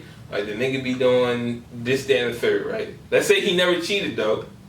Let's say he never cheated to your knowledge, right? Yeah. But you know, he got times where he be gone for like 3 days straight and she ain't hear from him, she crying to you. You know, he got times where like it was bitches on his Instagram. He liking too many pictures, but shit like that. If he go missing, it shouldn't be no more. He doing anything. Wait. So she goes to all that. Then one night she called you like, look, remember my ex Tyrell? Like yeah. Like one thing led to another, and we slept together or whatever, right? So she telling you she cheated, whatever. The nigga, her boyfriend find out, and they leave. You not going to see your friend saying, well, you probably shouldn't have cheated on. No, you going to tell like, yeah, well, that nigga ain't deserve you. I know. I'm never going to condone it. I'm never going to condone it. Not saying you condone the cheating. It is me condoning it if I'm sitting here not telling her that she's wrong. I'm always going to tell my friends when they're wrong. So you going to tell you, no, you're not going to tell her. Yes, I am. Right, fresh on the breakup? Yes, I am. Because I know her friends. Listen, at the end of the day, when you said he was out for 3 days, that was your out right there. Right. Exactly. But see, what's what I'm saying? You saying he wasn't treating you right, that was another out right there. He's showing you that he doesn't. But listen to that. You taking that as that's what it is. That's my whole point right there. Like you're justifying with her cheating. Right? I'm not justifying. Listen, but look, all that time, look, that could be him getting his therapy though. Like, all right, well, look, me and her beefing. Wait. Me and her beefing. Yeah. Like we can't talk, whatever. So I'm gonna go talk to my friends. I'm gonna stay at my mom's house. Wait. Okay. I'm gonna stay at my mom's house for these 3 days. That's where I'm gonna be at for these 3 fucking days. So I'll try to figure that out, or whatever the case may be. With all the other shit, it's like it's explanations behind this, but you only know from your friend standpoint. You only know from her standpoint. Regardless, even with me not knowing I don't even know where he was at. Right. You don't even know where he was at. Right. So if you sit up here and you don't know where he at, or even if you do, I will never justify you going and cheating. Because at the end of the day, you could have left. I'm not going to ever say, it's his fault that you cheated. But you just did though. No, I'm not. No, you just justified by saying like, oh, you had an out right there when he said. So you why cheat when you could have left? That's what she was saying. No, but my point is this. Women, y'all lack accountability, right? So she should hold herself accountable because she should have left. I'm not saying you should hold your friend accountable because I am though. Every time I don't hold my friends accountable. I'm a firm believer of whatever you put onto the world that you're gonna get back. Right. I don't care what that man did to you. You shouldn't try to sit up here and do tit for tat because now your bad karma will come around. You want to find somebody that you really like or whatever it's gonna be, and they gonna do you the fuck dirty. 90% of women ain't like that though. They not, but I'm not going to sit up here and say, oh yeah, I understand y'all was having problems, so yeah, go girl, get your dick on the side. I'm not telling you. I'm not saying you cheat. I'm saying she come to you and say like, this nut ass nigga broke up with me. This and that third. What is your? You're not. What did you expect? You ain't saying that. Listen, because women can take. No, I'm not a bad friend, but what did you expect? No, she a real. My whole thing is, even if he was doing wrong all this time, this whole time you kept saying you wasn't happy. Right. If you didn't talk to him, then what was you still staying for? You're not happy, then leave. But you saying you cheating, and he found out. As a man, men can't take the same pain that women can take. So if men can cheat 1,000 times, and a woman will take them back. A woman cheat, niggas start crying the first time. But see, I don't think that's this off topic, but I don't think that's the same as taking. It's just men won't put up with the same shit. But even still, like you know how men are when it comes, like it's always gonna be that double standard. Men are smarter about love than women are. Like if I love you, it's certain shit that I won't put up with just because it's just off the strength. So like women are more likely to deal with a nigga that's cheating versus a man that's like. But I do know men. On what you know. Right. I do know men that believe that like. They confirm the girl cheating and they still pursue relationships. I know men that's like that, but majority I feel like the only like, people that pursue a relationship that they're getting cheated on and all type of shit is if they getting something else. They cheating back or they getting something out of it. Like it's either they getting they getting their bills taken care of, they getting a check.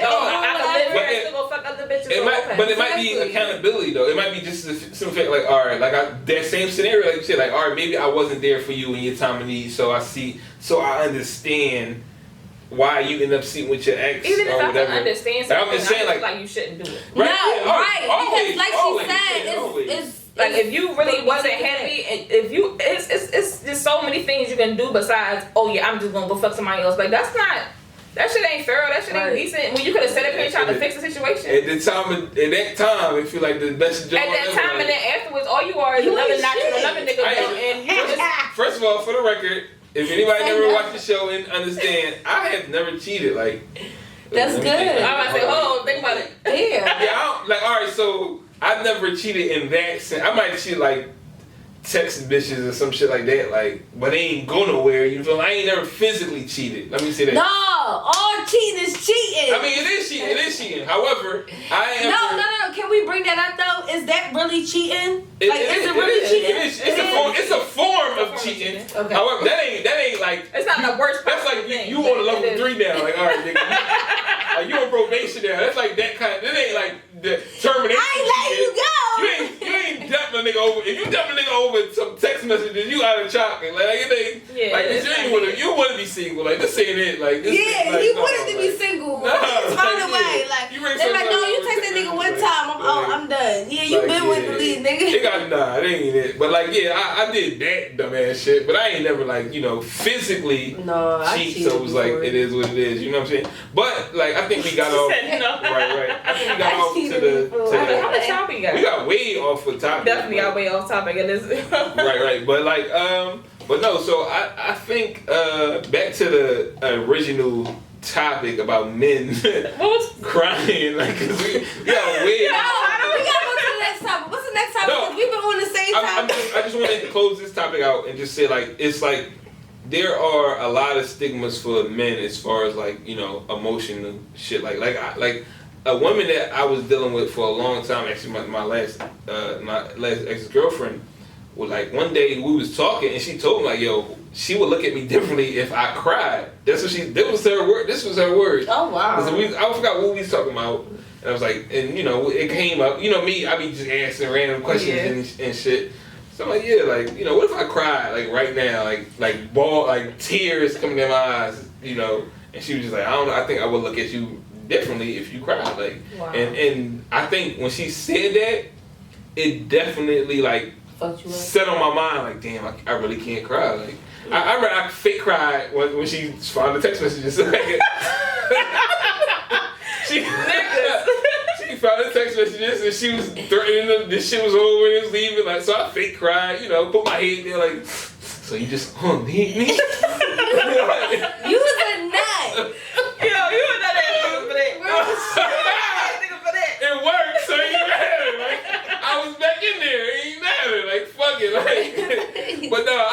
cried and shit. Like, yeah, you know what I'm saying? But that was definitely like, it definitely like, it's staying high. I think a lot of men definitely look at shit like that. Like I don't think I would cry, even if it was like when I got the phone call that my cousin passed, a couple of years ago.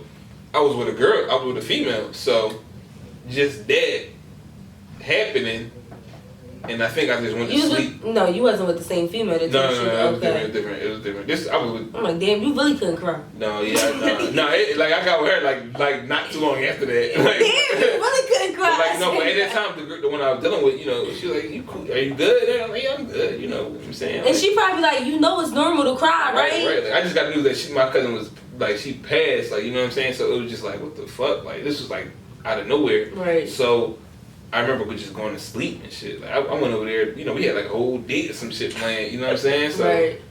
I ended up going to sleep and shit, and I was like, all right, yeah, I'm gonna go to the people's crib, the next morning or whatever, and that's what I ended up doing. But I just remember, like, yeah, that definitely, like, looking, like, weak, as you want to say, like, weak in front of women is definitely a thing within, like, just men and men culture. It's just like, yeah, nah, I ain't, like, even if, like, looking like you don't know shit, that shit fucked me up. Like, looking like I don't, like, my girl like, yo, you know how to change a carburetor? Like, like, you know how to do brain surgery? That shit, like, no, hold up, I remember something, like, I'm on John Googling shit, like, nigga, what, the brain surgery, what? Like, it's just like, I don't like not knowing how to do some shit in front of a woman, and there's like a lot of things like that. Like, I don't want to look weak in front of a woman. Like, I'd never bite off more than I could chew, definitely. Like, I'd never be like, what's that, 5,000 pounds? Oh, I can lift that. Like, I'm not doing that dumb ass shit. But however, I would never be like on some, like, just not looking weak at all. Right. Like, that's definitely like a thing. And I think a lot of men. I was about to say that. Like, I think that's just no matter what. And you don't even have to be a woman that I'm like interested in. It might just be like my next door neighbor. Like, you ain't about to have me. Like, yo, this nigga. Let me tell you about this nigga next door. Oh my god. Like, this nigga he could pick up 3 bags. No, you gonna have me looking stupid. Like, like that's just, I don't know. That's just a man thing to go through. So. But yeah, I think men, y'all gotta like, cry. Like, it sounds crazy, but cry. Let that pain, let that hurt go. Let that hurt go. Like, you building up, you letting out on the wrong people in a sense. So let that hurt go. Like. And that's just people in general, though. Just let that hurt go, like, because they definitely be taking that. Don't let being hurt turn you being corny and bitter, because that's the worst shit ever. Like, that's real shit. Like, I found myself being bitter one day. Oh hell no! Real shit though. I'm like a damn baby mom. Like, hell no. You sound like a baby mom. I'm like a bitter baby mom. Like, no, like, hell no. Yeah. I'm not going to this route. Let me get my shit together. Like, this shit is not it. Like, you don't want to look like a bitter baby mom. Why it gotta be a bitter baby mom? Why baby dads are bitter too? I mean, they do, but they look like bitter. They look like baby moms. Like, like. But don't just put it under baby moms. Listen. It's definitely bitter baby. Like, bitter baby mom is natural. That's like a natural thing. And bitter baby dad is corny. That's nigga doing something like, bro, what's wrong with you? Like, did you tell your dad what you going through and tell him what you doing right now? Like, he gonna be sick of you. Like, what's wrong with your dumb ass? Get your shit together. Like it's certain shit men can't do. Not even just like, it's certain shit fathers can't fucking do. They're just like, yeah, nah. Like recently I put on Instagram. I've been putting shit on posters on Instagram. In fact, let me look this shit up right now, because this is actually a good jam, right? So I recently put on Instagram. I think I asked Instagram. I said, yo, if you and your significant other have a child, right? Oh. And the other person cheats, or you cheat and get caught, and that leads to the relationship breaking up, right? Does that other person, mom or dad, have the right to tell the child why your relationship ended? Yeah, like, if the child asks, of course, not just waking up like, yo, let me tell you how your mom. Like, no, like, but if the child of age, like, obviously not a child, like somebody that's like 9, 10 years old, but more so like maybe like 15, 16. No, you can't even say that. No, it be kids that young that know. Right. But that, you gotta let them know. Right. But honestly, it's like, all right. That'd be the fucked up part. I'm gonna be more realistic. A child that can actually kind of process the whole information. So I'm gonna say somewhere between 15 to 17 years old, and they are 18 years old, and they ask you like, yo, mom, so what actually happened between you and dad? if you the mom and you got cheated on, do you reserve the right to say, yo, your dad cheated and our relationship ended? Like, do you reserve that right? Just tell the child it didn't work out between y'all. That's it. I feel like all the time you really gotta explain it if it's another child involved, like a side baby. Because then they gonna find out about it. They gonna be like, why the sister the same age as me? Right, like, I feel like that's the only time where I was actually going to be like, listen, right. So I asked Instagram, and 100% of people said no. Like, no, because honestly, I just feel like that's for what? It's not none of their business. You should just let them know what they're working I feel two different ways about this.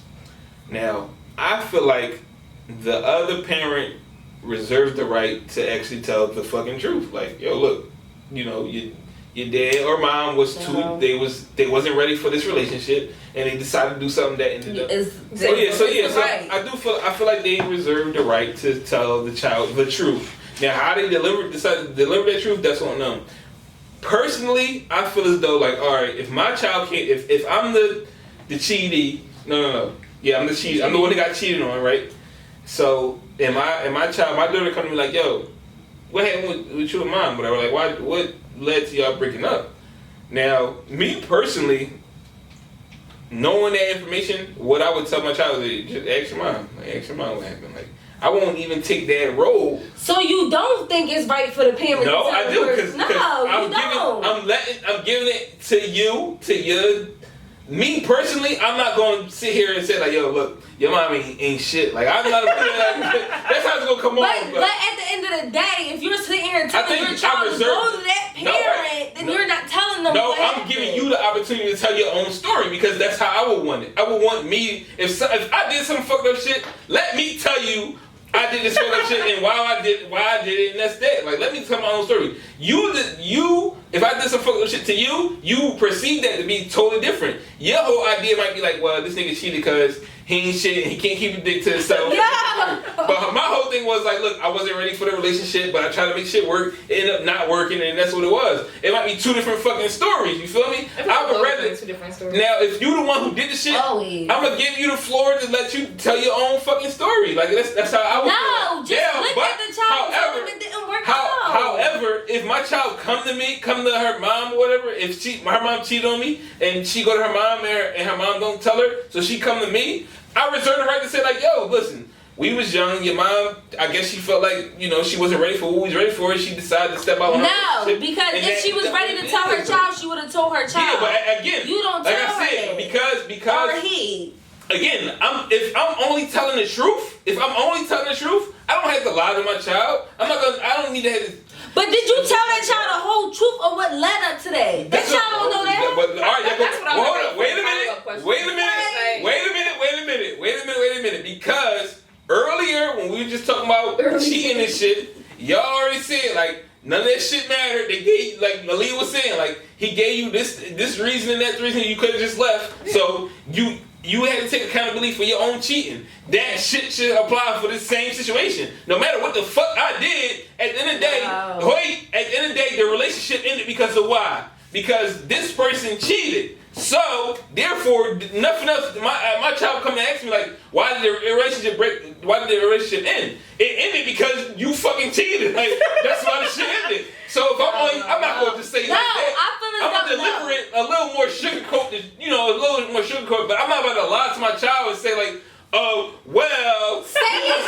We wasn't see eye to eye. That's the thing. You don't gotta do that. You don't gotta do that, because that's another thing that be fucking kids up, is telling them all your business. They don't need to know what was going on exactly in your business. Just know it didn't work out, because at the end of the day, it's some kids that take that information and run with it and then resent the other parent because they sit there looking well, y'all could have been together. I could have had both of my parents, but you wanted to cheat. But see, this is the thing though. That child could already resent you already for not being around. And taking a role as a father, that's so common to happen. But that's the chances you take. You don't sit here and be like, that's the chance and that's the chance you take for cheating. No, I feel as though there is no way for a child to really resent you unless you're not in that child's life. No. Listen, all right, so look. Neither one of us can be in our child's life. All right, so wait. Let me ask you a question. Because you and your baby mom is not together, but y'all share custody. honestly. You with your daughter, you do everything with her, right. but she still goes back to her mom at the end of the day, right? But it still works between both of y'all. No, it works for me and her mother. It don't work for my daughter. My daughter cry every fucking day. Every time I'm dropping my daughter off, she fucking cry. My daughter getting dropped off, she cry both ways. So you think as she get older, she gonna keep crying every time you drop her off? Maybe. To the point for you to tell her that this is what happened. Listen, no, I'm not saying that's. I'm saying the fact that she got to split her time between her mother and her father. That is traumatic to her. Yeah. That's traumatic. That should be traumatic to anybody. Right, but in the situation. So you gonna traumatic her even more later on in life? No, the word is traumatized. You're right. Yeah, right. I'm gonna sit here mad as shit. So you're just gonna traumatize the little girl or the little boy even more and be like, you know why you was crying all the times in the car? No, I'm not saying that. If my child, I feel like she's mature enough to ask me this question, then I would deliver that. I'm not telling my 9-year-old like, yo, yeah, your mom want to be sucking dicks and shit. Like, I'm not saying that. What I'm saying is, if my child of a mature age, my child's sick, I got a daughter. Listen, hold up, wait. I got a daughter. I gotta be realistic. First, my daughter has an older sister, right? I gotta be more realistic. Older sister from who? No, from mom. So I gotta be more realistic. So it might be some things that my daughter might come across that's not like really like her age wise, but because of the environment she's in, she might come across some shit, you know, or like her family know me. They probably know our situation, what happened with us, whatever. Somebody could easily say like, you know, be talking to auntie talking to another auntie and my daughter over here, like, oh, like, so who this bitch named Stacy? Alright, so, you know what I mean? So the movie type shit, when the kids be like, oh my God, Mom, all these years you've been lying to me and I'm finally but that ain't just movie shit. This is what I'm saying. All right, like that really happened. That's what I'm saying. Put yourself in the child's shoe right now, right? You a grown adult. Your parents together? Was they ever together? No. Did you experience your parents together? Yeah. What if today you found out that your mom and your dad broke up because your mom cheated? How would you look at your mom differently? Or your father? Like, how would you look at that situation differently? How would you think that would affect you? I'm going through something like that right now. I'm actually... Like your mom and dad? Like, no, alright, so... You personally? It's personal. No, but I mean like your parents though. Me. Like, okay, I'm personally going through it. Like, I'm just saying, so you don't think that shit affect you as an adult? I don't think it would affect me now as no. You say that. The only thing that affect me growing up was I grew up with my siblings, but that was my mom on my mom's side. I didn't find out till I was like 12 or 13 that I had 3 other kids. No, my dad. Before my dad met my mom, he had kids already. Okay. So, and one of my sisters used to live with us when I was real little, but I didn't remember nothing about it. And then like once I got older, that's when he like, yeah, you got other sisters. I had 2 other sisters and a brother that lived in New York. Right. So I started getting to know them, and then like after he passed away, I'm like, well, where my other sister at? She ended up finding us. Like I haven't seen her in like over 20 years. But did you ask why you like? Did y'all ever come across the whole point of like, sis, I seen you a couple of years ago. What happened to you? My mom and dad, they never really wanted to say nothing about it, but my dad was on drugs. Okay. My dad was on drugs when he was like straight out the army. He was in the army. He was a vet. After that, he was on drugs. Of course. I'm talking about course, like no. I'm sitting right here. No, but that's the no. But that's what I meant to ask you. They drinking, they doing the drugs. Everybody turn out normal. Vietnam was a motherfucker. He had a family in New York, and then he got somebody else pregnant. Like my other sister that I haven't seen in a real long time. She's probably maybe 2 or 3 years older than I am. Right. And I have a sister that's like not even a year older than me that I grew up with. So did you experience your parents being together at any point? Yeah, my mom and dad was married. Okay. Like they've been married since I was young. When you was experienced that, like growing up in a household with both your mom but and dad. I also seen what it did to my siblings that didn't grow up to him. Right. Because once we did like finally get to meet them and stuff like that, like they was real like ready to fight my dad. Yeah, like he wasn't around or whatever. Like, I think it's definitely a different dynamic when you actually experience your like love within the household and you seeing that versus.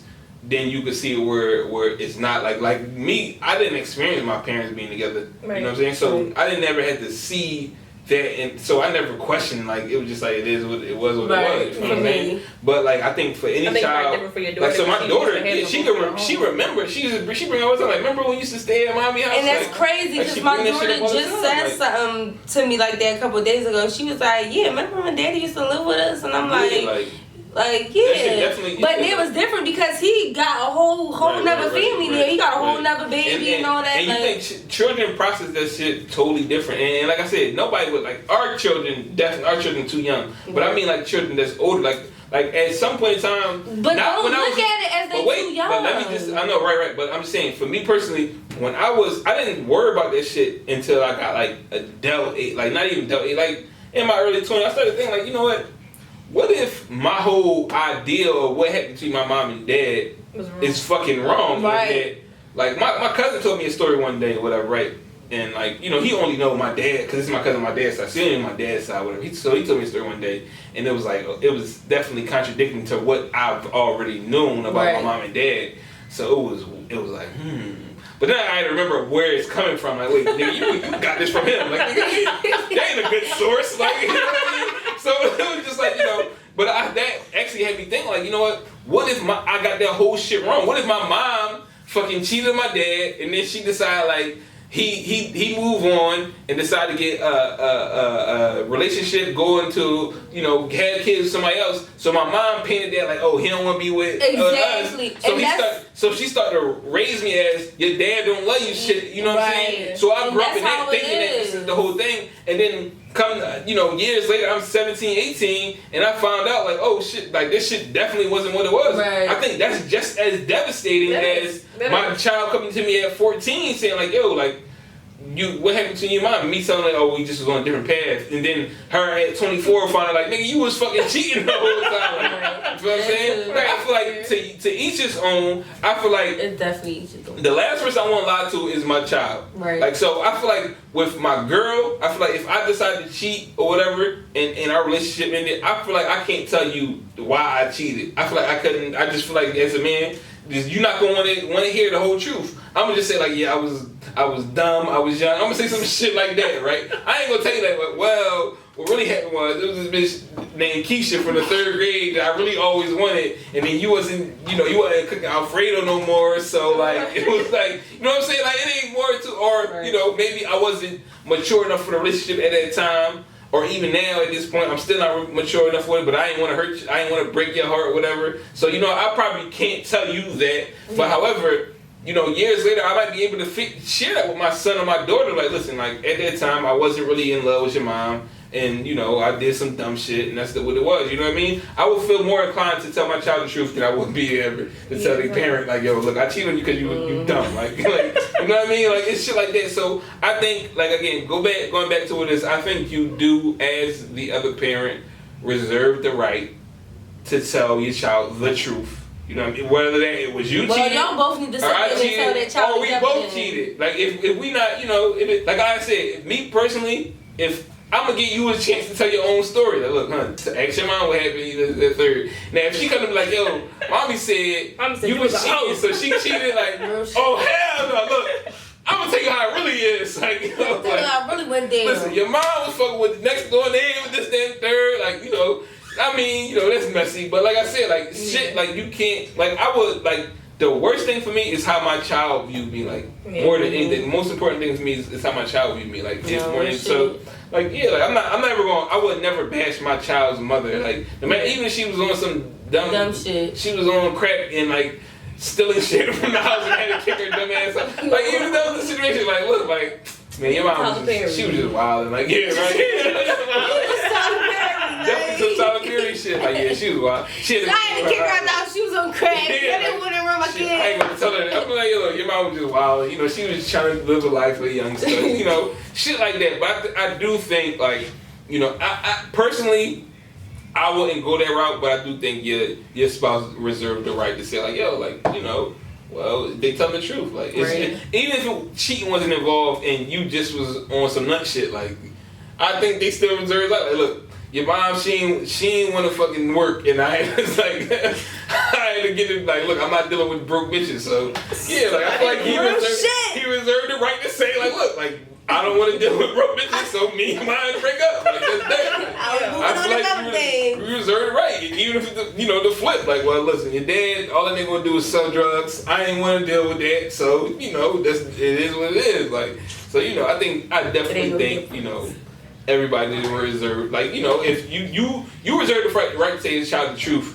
at any given moment. I don't think anybody should lie to their child. Like, now, I don't think you should bash your significant other. However, your significant other needs to take accountability in the first place. I feel like that person, like, listen, like, if I was on some nut shit, I gotta deal with it now. Like, yo, I was on some nut shit. It happened. It was the past. Now I'm facing it again, and I gotta deal with that shit. Like, all right, well, look. Yeah, if I missed 7 years of my child life, if I missed 7 years of my child life because I was on some nut shit, and they come to me and ask me like, "Where the fuck was you at?" I'm supposed to be like, "Oh, that was the past." Like, oh, I got an answer for that shit. That's how most people be. That's how it is. Like honestly, I started going back to the whole cheating thing. I thought about, like, all right, you know how some men really take, like, the breakup shit and be like, all right, I ain't fucking with you or that fucking child. You ain't that monkey. Like, y'all can get the fuck on. What do you gotta be a monkey? I'm thinking about the song, you that monkey. Nah, anyway, but like, you lying at me. That doesn't even go. What the fuck that got? Anyway, so that's a whole ass.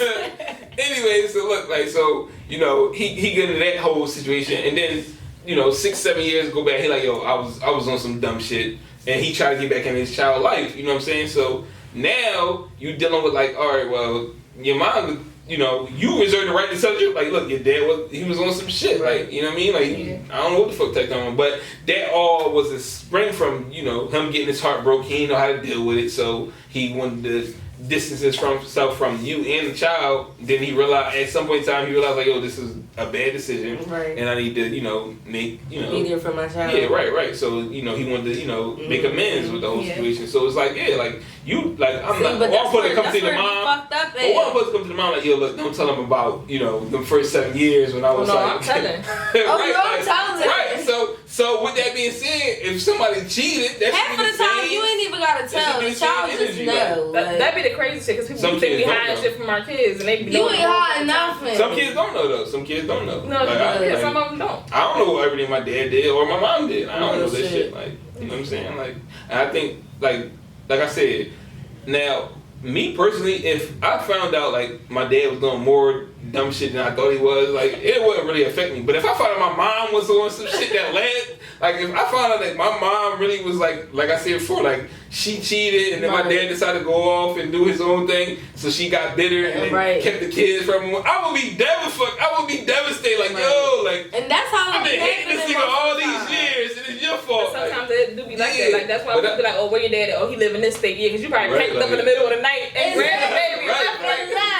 Right. So that's the whole thing. Like, I feel like that shit definitely, like, yeah, no, you reserve the right to tell your child the truth. Like, I feel like nobody should lie to their child. I feel like if your child asks you that at an age and you feel like they can't handle what it is, I feel like you should, like, go, all right, well, look, like, it just didn't work out. But later, coming out like, look, man. Yeah, they old enough. Of course, like, half the time you even gotta tell them, they get older and they be like, all right, I knew what happened for real. But you can't never think that. Even if you think they know. Like, it's still the right to tell them. When you hear that shit, like, oh shit, like, it's like think about you be knowing when you be thinking somebody cheating in your gut, like, oh, this is motherfucker. Because that's just like them. But it's different from when you find out the truth, like, oh, you really was. Like, oh, okay, all right, like, it's definitely a different story, you know. It is what it is, but yeah, I think it's about time we wrap this on up though, like, you know. What time is it? Oh, 10 o'clock. We've been in here for a little hefty minutes. You know what I mean? You know, it was definitely a fun show, though. Stars, thank you for coming. Thank you for having me, guys. This was so fun. I was so nervous. We're going to set up Bang for the... BR Bang for the wax, for the... for the what I called it earlier? Boykini. Yeah, Boykini. Boykini wax. Yeah, you know. That shit sounds crazy. So yeah, Manzini, alright, that sound better. Manzini sound better, like Manzini, like yeah, we gonna set it up, you know. Yes. Be your first victim. Make sure y'all follow me on Instagram. Yes, all my followers. Alright, so this is my personal page, by the Gangsters. Yeah, and spell it out for them, cause they ain't BADGAL_STAS. Brow down to me, you know. Follow that, my esthetician page and my Event Space, Main Talk, Social Lounge, and my clothing line will be dropping in April. Okay. So yes, follow Trip and Beauty. You know, I'm always on trips, so it's basically more based on like vacation clothes, airport clothes, you know, shit like that. So yeah, follow travel me. blog. So yeah, my travel blog coming soon. I'm gonna make sure Reese help me out with it because I've been trying to start it for a long time. No. So yeah, that's coming soon too. So travel blog, Trip and Beauty, Brow Down to Me, Main Talk, and Brow Down, and yeah, you know, follow me. That's what's up. Y'all already know. Yeah, y'all can follow me on Instagram at Aliyah Michelle Poetry. Follow me on Twitter at DA and that's about it. Cause she be having me your feelings. Yeah, you know, you can follow me, Pay-Per-View Reese, across all platforms. Definitely check out the podcast page at Unrecognized Real Podcast on Instagram. And then on Twitter, we are UnR Podcast. And then check us out on YouTube. Also, you can officially listen to us across multiple fucking platforms. We on Spotify, we on Apple, we on Google, we on iHeartRadio, we on Pandora now. Listen, we are out there. Oh my God, really? Just Google, just Google Unrecognized Real Podcast. You are guaranteed wherever you find your podcast out, you will find us. So please download, like, subscribe, share. Because you will be cranking the fuck up. Definitely. Also, make sure y'all follow Brother Bangs and them lots of light and love. Right. Yes. On Instagram, prayers out to you and your family. Brother Bang. With the ER, you know, you're not the getaway. ER, whatever we say. And, brother. Yeah, definitely check us out. Tune in. And yeah, we love y'all. Or maybe. Good night.